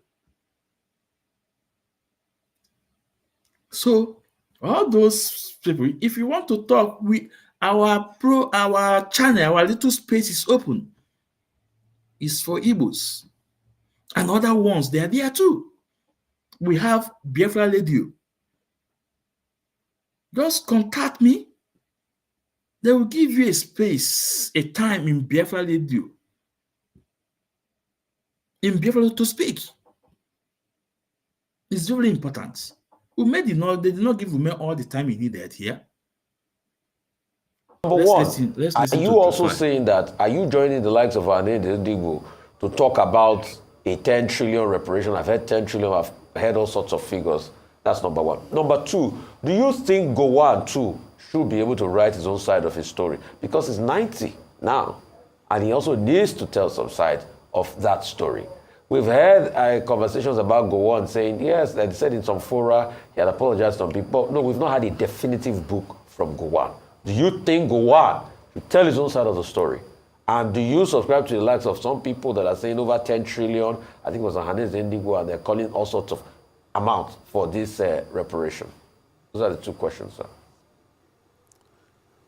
Yeah, thank you very much. Well, starting with Gowon, I think Gowon owes Nigerians a duty to write his own account of that war and the things that led to the war and the way the war was carried out and the way the war ended. Because when the war ended, he promised the Nigerian people reconciliation, restitution, and rehabilitation, particularly to the Igbo side of the nation. That he did not implement until he was overthrown in 1975. And these accounts that have come out, particularly from General Babangida, because these things are already available everywhere, preponderant stories told, written by the actual participants in the queue, already and the counter queue, and the civil war. All these things are available. So he himself should stop playing the ostrich. He just like Babangida came out as an elder statesman at 80 now, he decided to speak the truth, including on matters of June 12. People should not return certain things unto death. Gowon was a principal person in the whole episode. He was the one that destroyed the regional arrangement in Nigeria and created the 12-state structure from where we had all these things. So he needs to come out and put his statements clearly. And because of the way he handled the war and the way he treated the Igbos, including the massacre of the Igbo people, he owes the Igbo people apology. Incidentally, he could not join these issues when people like General Ojukwu, people like him were alive. But still, his conscience requires that he must tell the truth. He must speak the truth before he leaves the stage. Yes, at 90, he cannot keep quiet and pretend over these things. A lot of books have been written, what he did and what he failed to do to ensure that that war was avoided. He was accused of so many breaches of agreement, both Aburi Accord and the rest of it. If he had kept his own side of the Aburi Accord, I believe Nigeria wouldn't have plunged into a civil war. So he didn't do these things. He needs to write a book. Senator, he needs to write a book Senator and May. tell his story and apologize. Yeah. Senator May, this figure 10 trillion keeps ringing in my it keeps ringing in my head. Can you please articulate something and simplify it for me? So, what exactly are you asking for this 10 trillion for, if you are, and what do you intend to do with it? In very simple terms. Thank you very much. I do not want to begin to talk about figures for reparation in terms of monetary compensation. I think what is important is that at this stage where we are, let's put behind. You see, the gentleman there don't even allow him to analyze, to give answer. He only give an answer to one. He have not talked about, about the media that project this to the people, that lead to massacre of our people. He only gave an answer to one before he was interjected. And that's why we say that Igbos need to have their own big media that they will use to state their own story. Yeah, yes, that's the matter. Minaj. We have one powerful radio station then Minaj in Obosi. Minaj, we hardly hear about them. We hardly hear about them. They need to set up a very powerful media house. And all those Igbo young billionaires, they will not go into it. No, they will not go into it. But they don't know that media is very powerful. They don't know media is very powerful. They're supposed to have one powerful media in the whole Southeast that is very, very powerful, that the whole world will be listening to, telling our own stories. Ume was interjected. He don't have all the time he needed to explain, to respond to questions they put to him. Let's continue. Let's listen to the question Let's put behind those dark days in our history and go forward. They know what they denied the Igbos. A change in attitude of the present government towards reintegrating the Igbos fully into the Nigerian project and casting away that suspicion that Igbos organized a coup that made them to be removed from their scheme of things in Nigeria. If we put a stop to it, it begins the healing process. It's not something that you use money to quantify in terms of compensation. What we need is a change in attitude. Today is still morning time in the life of Nigeria. Let them begin to build the infrastructures infrastructure in Igbo land. In everywhere in Nigeria. Yes, Senator, I agree with you. Let's put aside that money thing because it's so clear and yet very difficult to understand in many circumstances. Let's go to another thing. I think it is clear, it is very good for us to remember that whether somebody is Fulani, Igbo, or Ijo, I want Nigerians to remember it's an accidental thing. And I believe that it is limiting for us to be defined by something that is accidental. I'd rather it be known as a carpenter, a lover, or a singer than really that accidental thing that came to us. Now, the Igbo coup expression, which you seem to say is the origin of a lot of problem that we've had since after that coup, we can call it a Nigerian coup because the people who did it were all Nigerians, ultimately. But I think if we really want to move forward the way you say we should, and say, let us cast away that black thing, it will be important not to consider the rest of Nigerians as evil and say perhaps they make a mistake. Perhaps they misunderstand. At least not those in power, the ones on the street.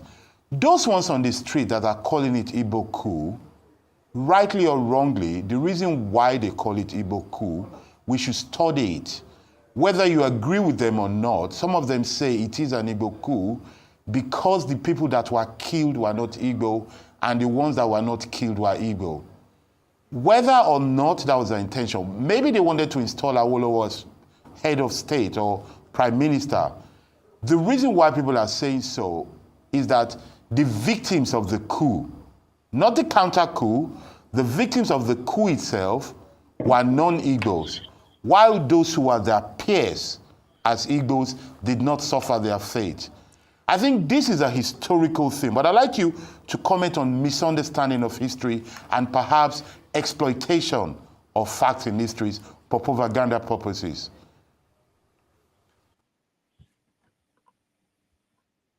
You see, before we say something on this, because I did not give him time to explain.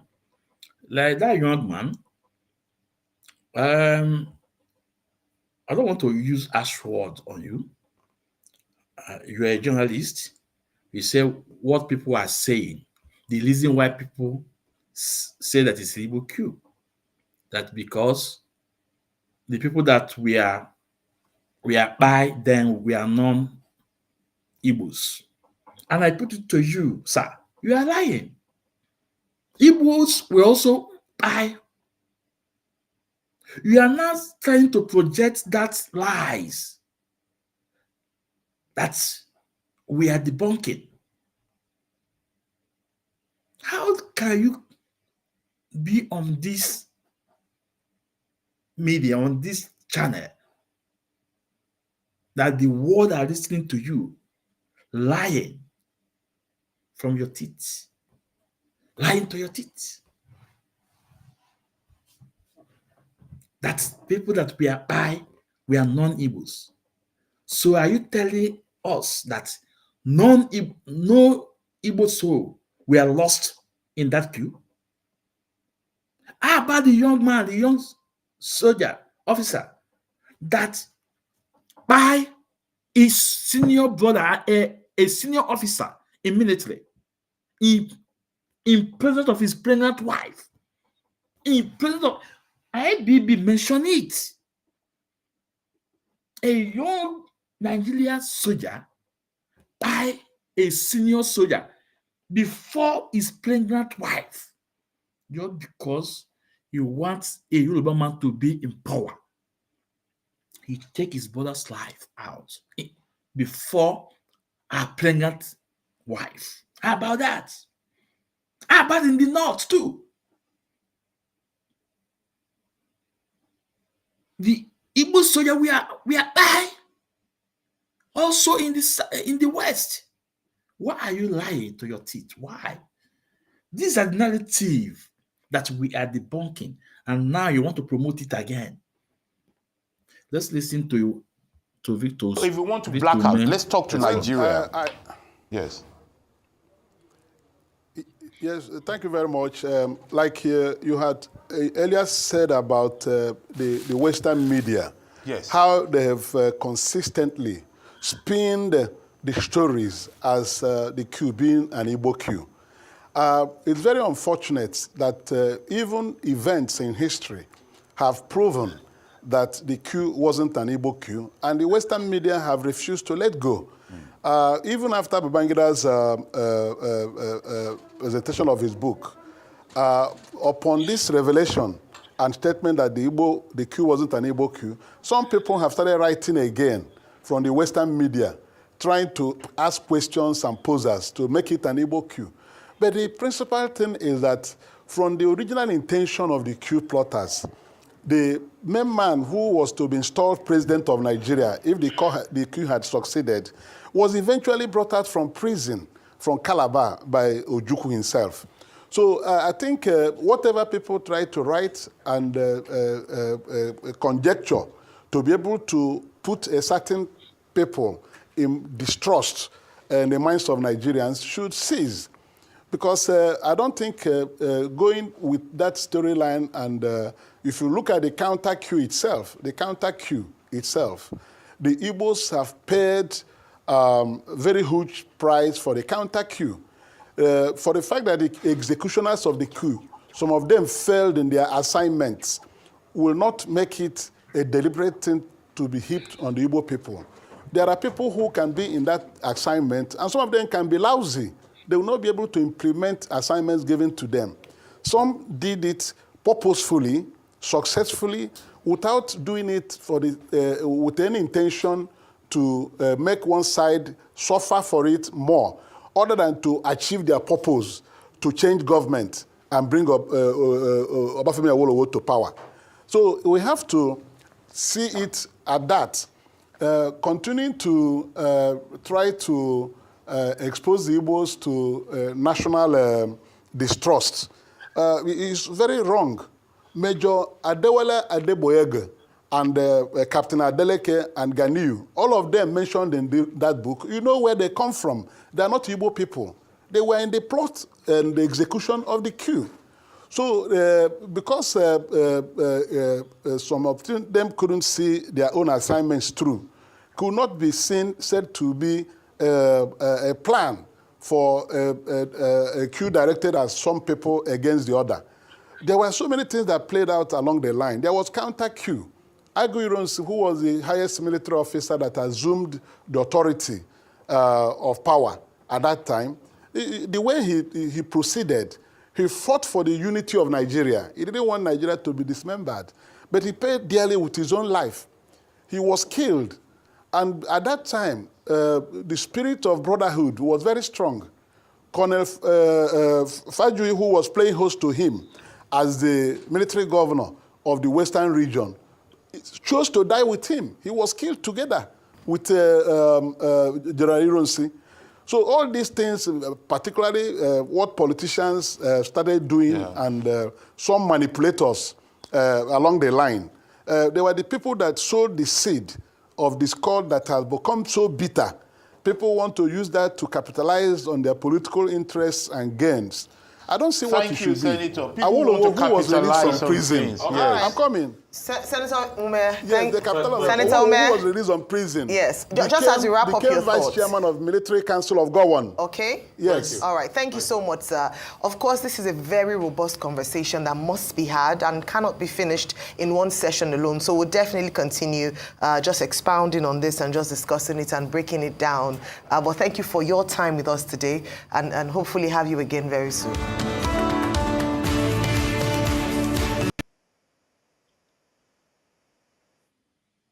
You can see. Ume was still talking himself. He didn't know that it's off from air. The interview lasted 19 minutes, 36 seconds. 19 minutes, 36 seconds. Not up to 20 minutes. Now, so are you telling me that this kind of interview, that 1 hour is good enough for it? 1 hour is not good enough for it. Less than 20 minutes he was giving. And Ume was still talking, he was off from air. And Ume, Vitume have a lot to say. And that's why we are saying, these elites, these politicians that want to speak, try to look into other media platform. That's not all those mainstream media. Go and speak from there. We will take your voice out to the world. That's the most important thing. That's the most important thing.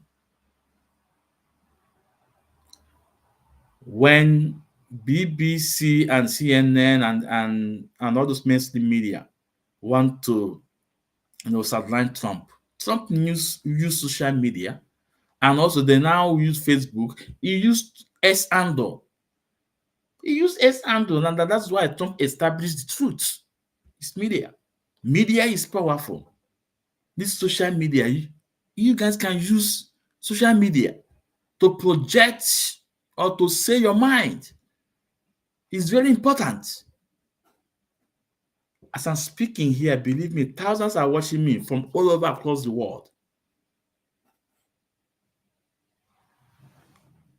So we want Ume to speak more, and we want others like him to speak up.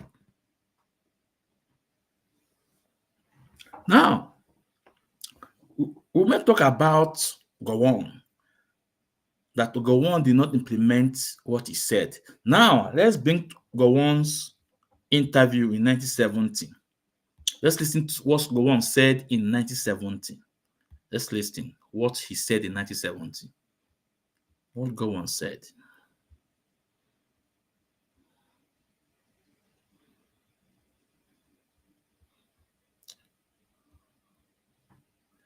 But before they go on, let's play Obadiah Lafia. So it is not what Obadiah Lafia said that before took part in that wicked enterprise, in that pogrom against the defenseless Igbo people. And I've always said it. This country will never be normal until we kneel down and ask for forgiveness from Igbo for the wicked sins we've committed against them.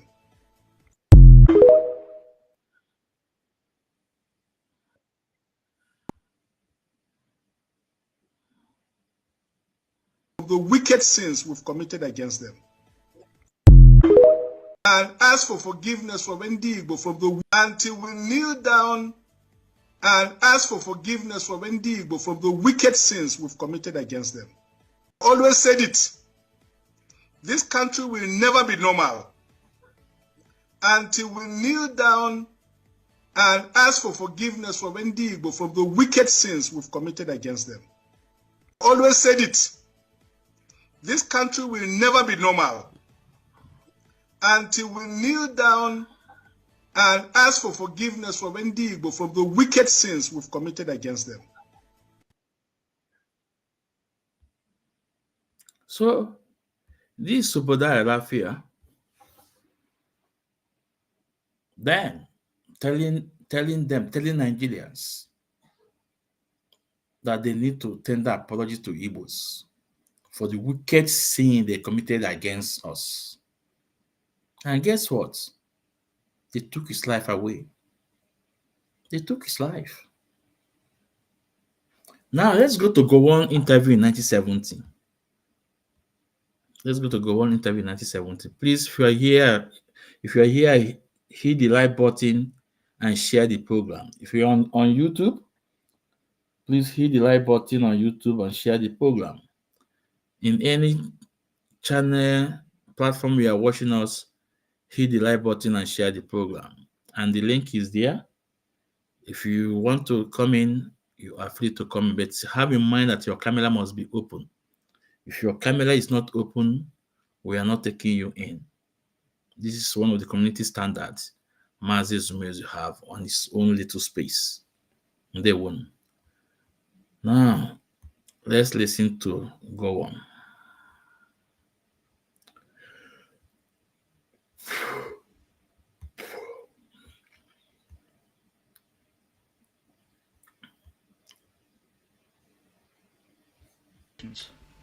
We've never taken the Igbos as enemies, as Ojukwu has made them to believe and has made the world to believe. As far as I'm concerned, the Igbos will be treated as an equal citizen in this country. There will be no second-rate citizens in Nigeria unless by their own behavior and performance. And this applies to any Nigerian whatsoever.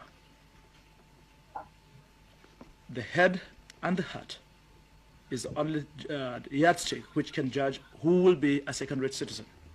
Therefore, the Igbos have got nothing to be afraid of. They can rest assured that they have got a part to play in rebuilding the new Nigeria which has just been born. Let them come. Let them join hands with us, wherever they are, and appeal to them, the Igbos at home, in areas now being liberated, to Igbos abroad, to Igbos everywhere, not to listen to the propaganda of foreign press or propaganda of people who really do not care for their welfare. The only thing is to sort of see that they continue to resist or to continue to cause trouble and continue to cause and continue to suffer without really bothering about their own fate, except to praise them wishy-washingly. I don't know for what purpose. So the Igbos have got nothing to be afraid as far as we are concerned. Let them come home. let them return to the fold. I have given them my word of honor. There will be amnesty for anyone who cares to come back. And with that, I'm quite convinced if they're prepared, to play their part, to play, their role properly, I think we can rebuild a new Nigeria where no man will be oppressed. General, you're widely believed, known to be a man without political ambitions yourself. Now the war's over, you've promised in the past to reintroduce civilian government again. If I can ask you a personal question, how do you see the future for yourself now? Well, I'll continue to give my best to the nation until we're able to resolve most of our immediate problems. Problem of winning the heart, reconciliation, and at least to see the reconstruction beginning and going properly. And then I hope if I will be in a position to get, if I'm in the Constituent Assembly, which I have promised to the nation, going, and really everything taking a proper shape. Now, whatever duty I'm called upon, to do, I will do it, continue to do it to the best of my ability in the interest of this nation and the interest of the people of this country. But as far as the political ambition is concerned, I can assure you, my, what I have said in the past, still stands. I have got no political ambition. I don't think I will fit in as a politician. Do I look like one? Could you go back to being a simple soldier? Absolutely. That is what I have been all the time. Do I look a different man that I have been right from the beginning as a soldier?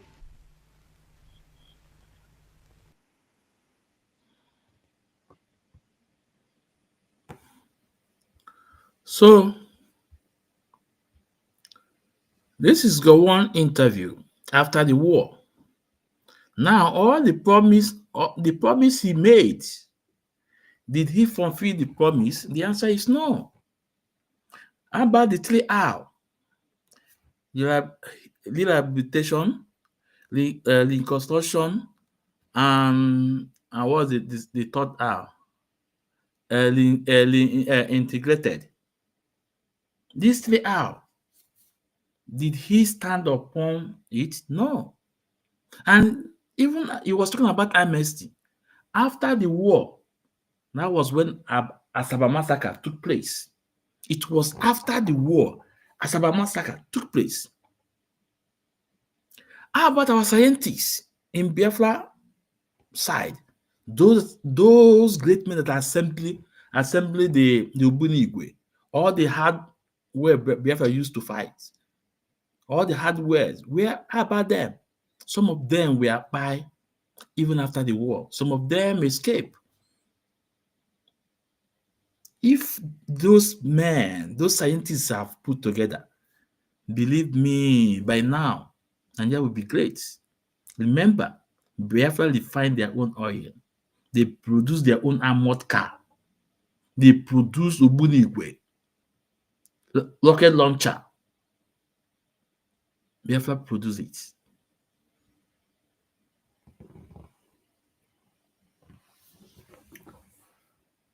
The truth of the matter is that since the same people that committed this crime, they are now speaking up, they are not saying the truth. Mazi Nnamdi Kanu should be released. They should release Mazi Nnamdi Kanu with immediate effects. Let's listen to Showole here before we call it a day. Although I have copies of videos to play, but we must go. Let's listen to Showole here before we call it a day.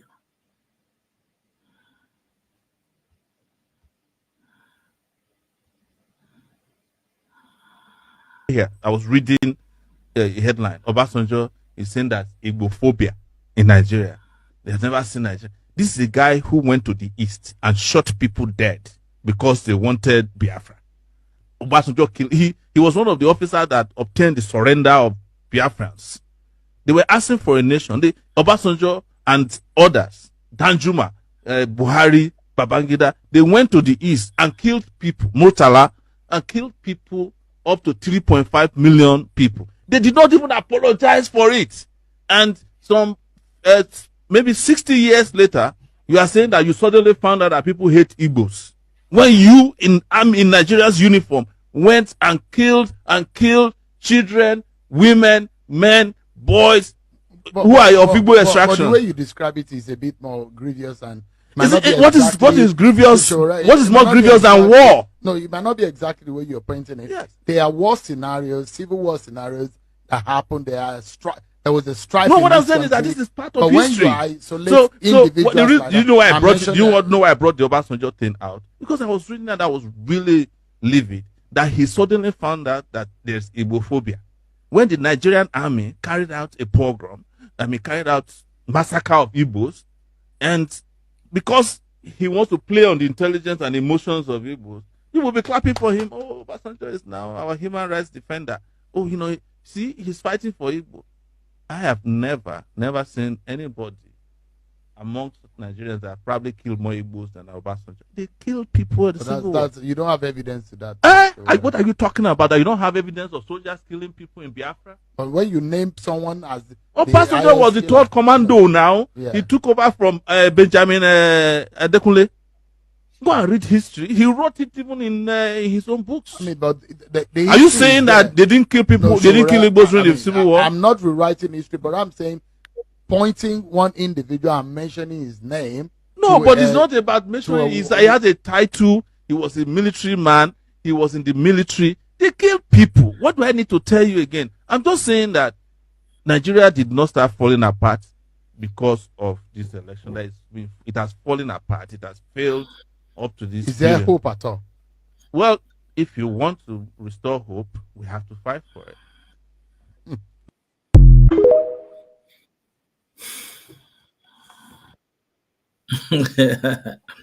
The truth is bitter. The truth is bitter. Showole is saying the way it is. And you can see, what is his name? What is his name from Channel TV? He was trying to protect Obasanjo. Is it Sheyi or something, no? He said, no. He said, are you saying that there's no evidence? That is there. He took over from Adekunle, the Black Scorpion. That is the fact. It was after he took over, that was when Biafra surrendered. Millions of Igbos dying on his hand. This is the fact.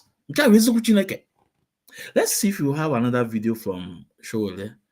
Then we call it a day.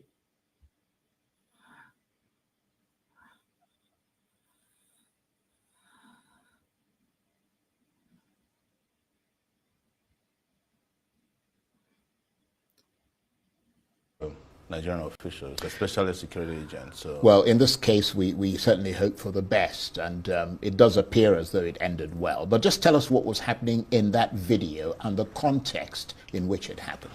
Well, for me, it has to do with access to justice, and that is to say that everybody who wants to get justice in Nigeria goes to court, or they are brought to court. In my own case, I was brought to court 2 weeks ago by the police, and prior to that period, why were you brought to court? Because I called the IG of police illegal, that his tenure has expired. So they were not amused? They were not amused, and they reached out to me to drop that particular position, and I said no, he should retire because he has already completed his tenure after 35 years in service and 60 years of age. That was September 4, 2024. And Thank you. Thank you.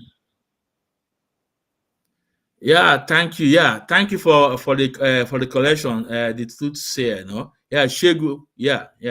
No, not Shegu. Yeah, thank you for that. Yeah, I guess. Yeah, Shegu. Yeah, thank you. Yeah, thank you for that. So the truth say. So, are you still awake by now? You have not sleep. You have not sleep. Even before his tenure supposedly was extended, so I didn't stop. And so when they brought me to court, they asked me to drop my passport. So we filed a motion. I was going back to court to get a date so that I could get my passport back. So they always target my passport. I was going to say that passport that was held for a long period of time, you got it back, you were able to travel. It's been taken again. They've taken it from me again 2 weeks ago. So. And that was what took me to court. But upon approaching the gate of the Federal High Court, I saw huge security cordon. And I did ask what the issue was. and they said they have a former governor of Kogi State, Yahya Bello, on trial. And I said, how's that a problem? You've caught a thief and you have him under your control.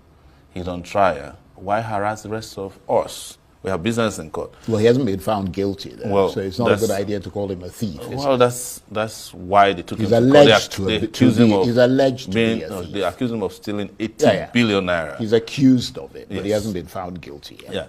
Yeah. So we were there for that purpose. But I have witnessed over time in the last 6 years particularly how the sacrilegious takeover of the court premises, especially by the DSS. I was abducted on the 3rd floor of that Federal High Court by the DSS, fully armed. The judge had to flee. And I'm... My God. Yes. Sounds horrendous. It was horrendous.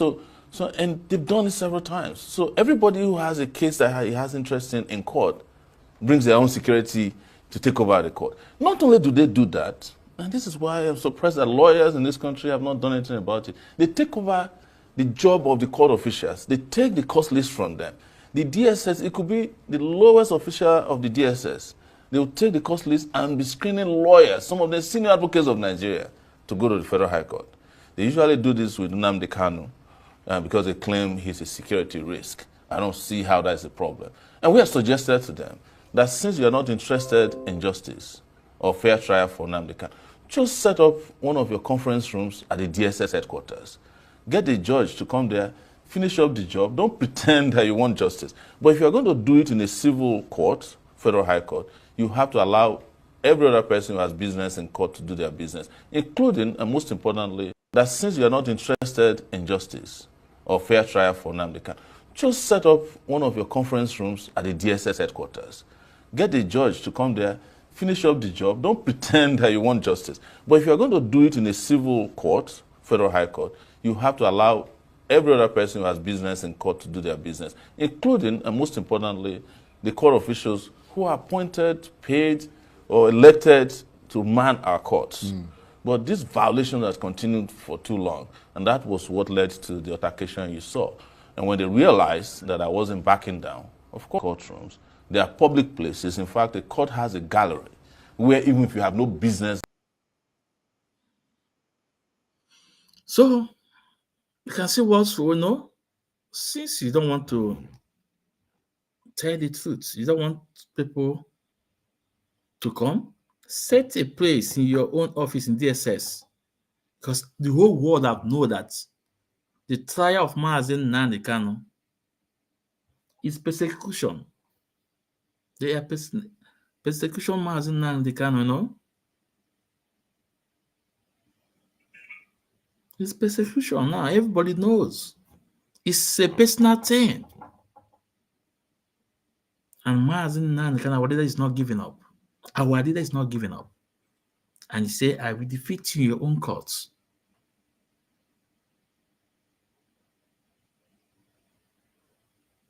Why persecution? Why the persecution on Mazi Nnamdi Kanu? Why? Why?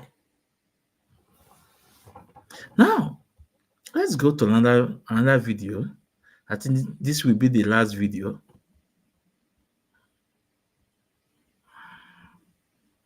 This will be the last video.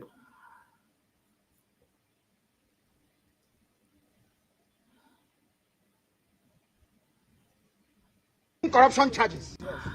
They sent her to my case so they can release or smoothen the pathway for the husband and the son. They are facing. It doesn't matter if they off it. In a corrupt society, that's what happens. They are very, very corrupt. There is a breach of judicial oath.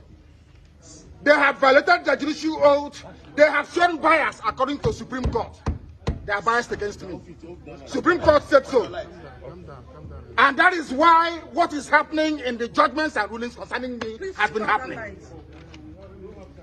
So, disobedience to superior court orders. Supreme Court said you are biased. You are against this man. You should not have revoked his bail. Nigeria went to Kenya and kidnapped him. These things are in the public domain. Why, therefore, are they insisting on trying me? A court order was entered. In that very court order, it was said very clearly and succinctly that she is no more. No. That she is no more going to try me. Why are they insisting? Why are they insisting? I ask. Because they have no case against me. They have no case against me, and they know it.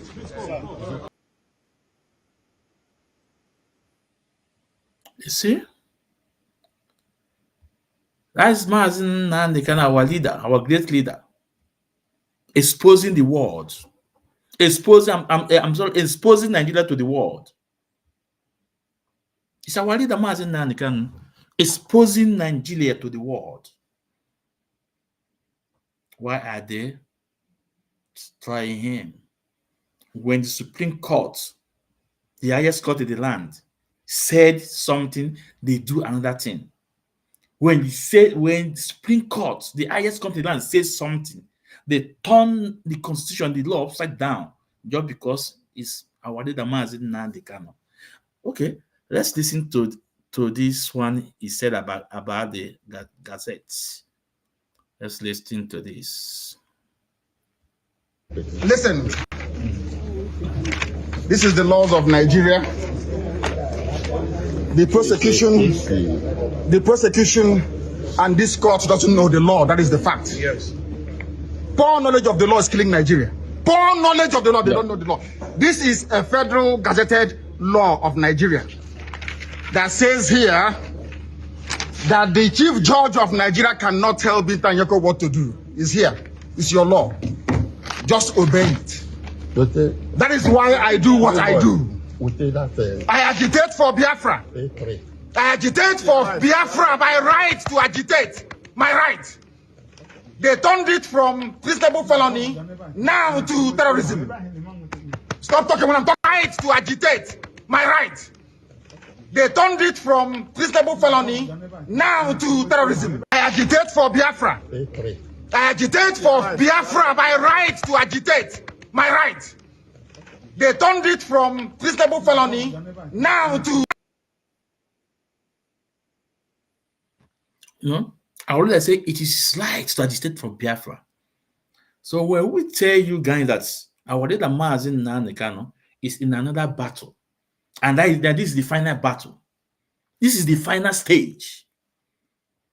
They are putting it on table on him to deny Biafra agitation. They say no.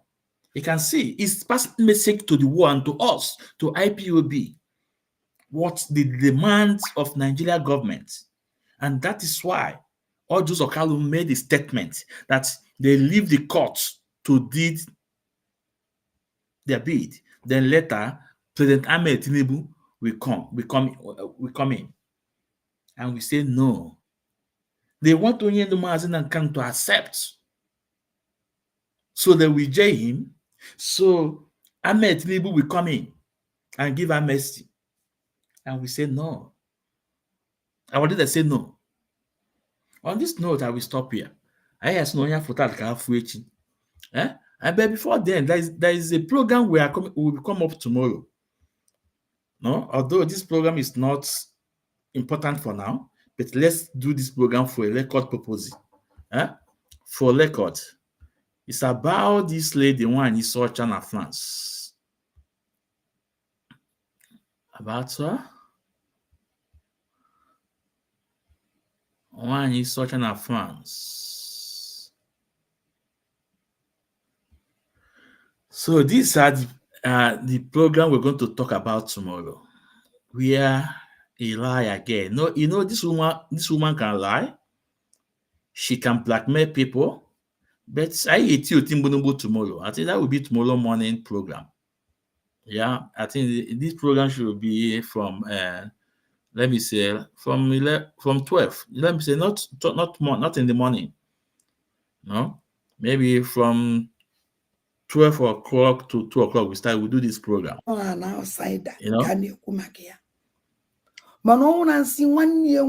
Yeah. O minuru nnukwute ife ọ dị iche na our leader Mazi Nnamdi Kanu. Onye a na-ekwu okwu blood ya ka a na-ekwu okwu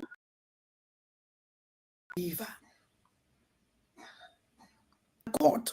1 year will go be now book of 1 year. So May make Kanu mobile phone. So this program, there's a video. I am here tomorrow. Because this I am made this program tomorrow about this one in Socha. Tomorrow we're going to talk about this program. Can click on God. Can I tell you a thing bonumbo? Can you get a message? Can I say you me to the aqua? I got the one. Yeah, go then check here in Emia today. Everything in Galion and Emia. But I'll have to go there. Tell me you where but no for this wonderful program. So tomorrow that program will be done tomorrow. On the Kumaka Prince Meme.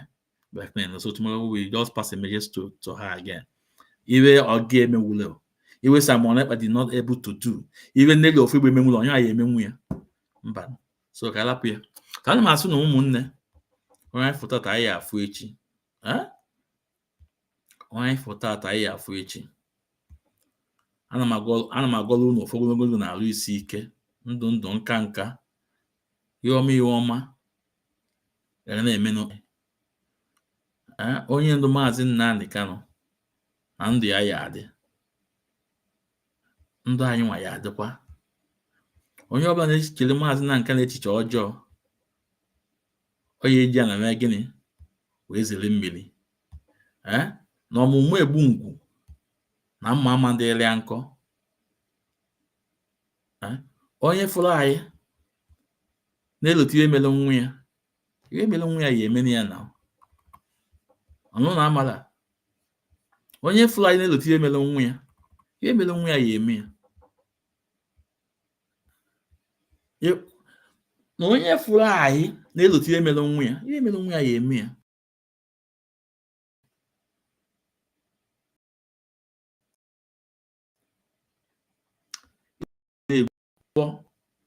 n'ogwu enwere gịnị enwere mkpuchi ilo na asị na-egwu ana ọfọ na ogwu a na-enwe mkpuchi n'ụzọ anyị ya bụ ụzọ mmiri ọma mbụ ụzọ gịnị ọma mbụ ụzọ nkụ n'ihi na ụzọ nkụ na-echi echi ụzọ anyị ya bụ ụzọ mmiri ọma mbụ ụzọ nkụ na ụzọ nkụ na-echi echi na onye ndu Mazi Nnamdi Kanu our leader na ojelu ọya natalu na ndị ichie ndị mbụ ndị egede ndị ana ama mbunye ya nnu wee lakpu ya mmiri mbana mmụọ ikwu nna ya echebe ya ihe ọma ga na-eme n'isi ya o gbuo n'aka ndị ya wụrụ ya iwe ọma o gbuo n'aka ekpe ya wụrụ ya iwe ọma ndụ nka nka ana m agọ ọfọ mmedi n'isi ya ana m agọ ọfọ ndụ n'isi ya ana m agọ ọfọ ikenga n'isi ya na ihe ọma ya bụ nke ya mmiri ya bụ nke ya ndụ ya bụ nke ya ọ mmiri ka ọ bụ mmiri enwe ilo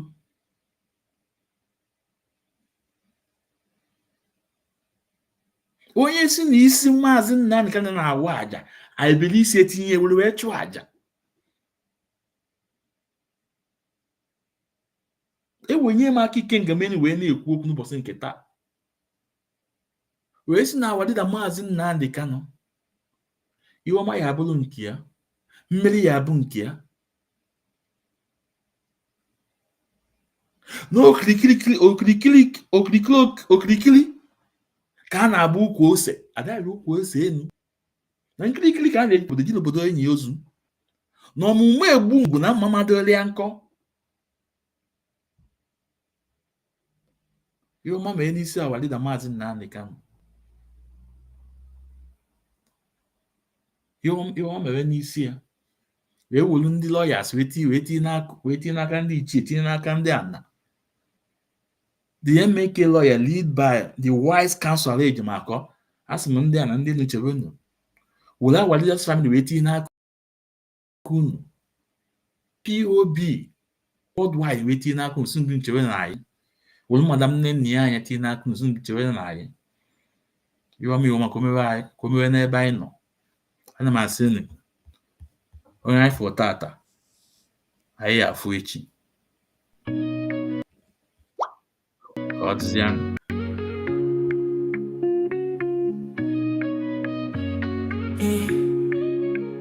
In the heart of Biafra's land, where courage blooms, Mazi Nnamdi Kanu stands, defying darkened tombs.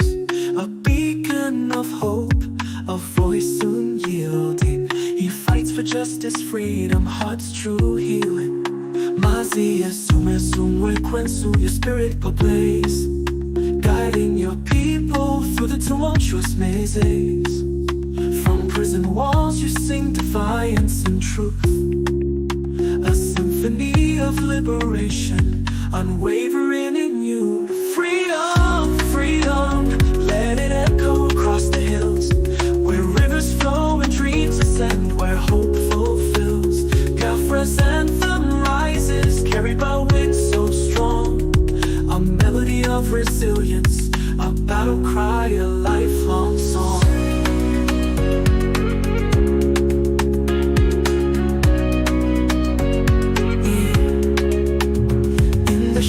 Chains may bind, but not the soul. Mazi Nnamdi Kanu, your purpose takes its toll. The world may turn away, blind to your plight.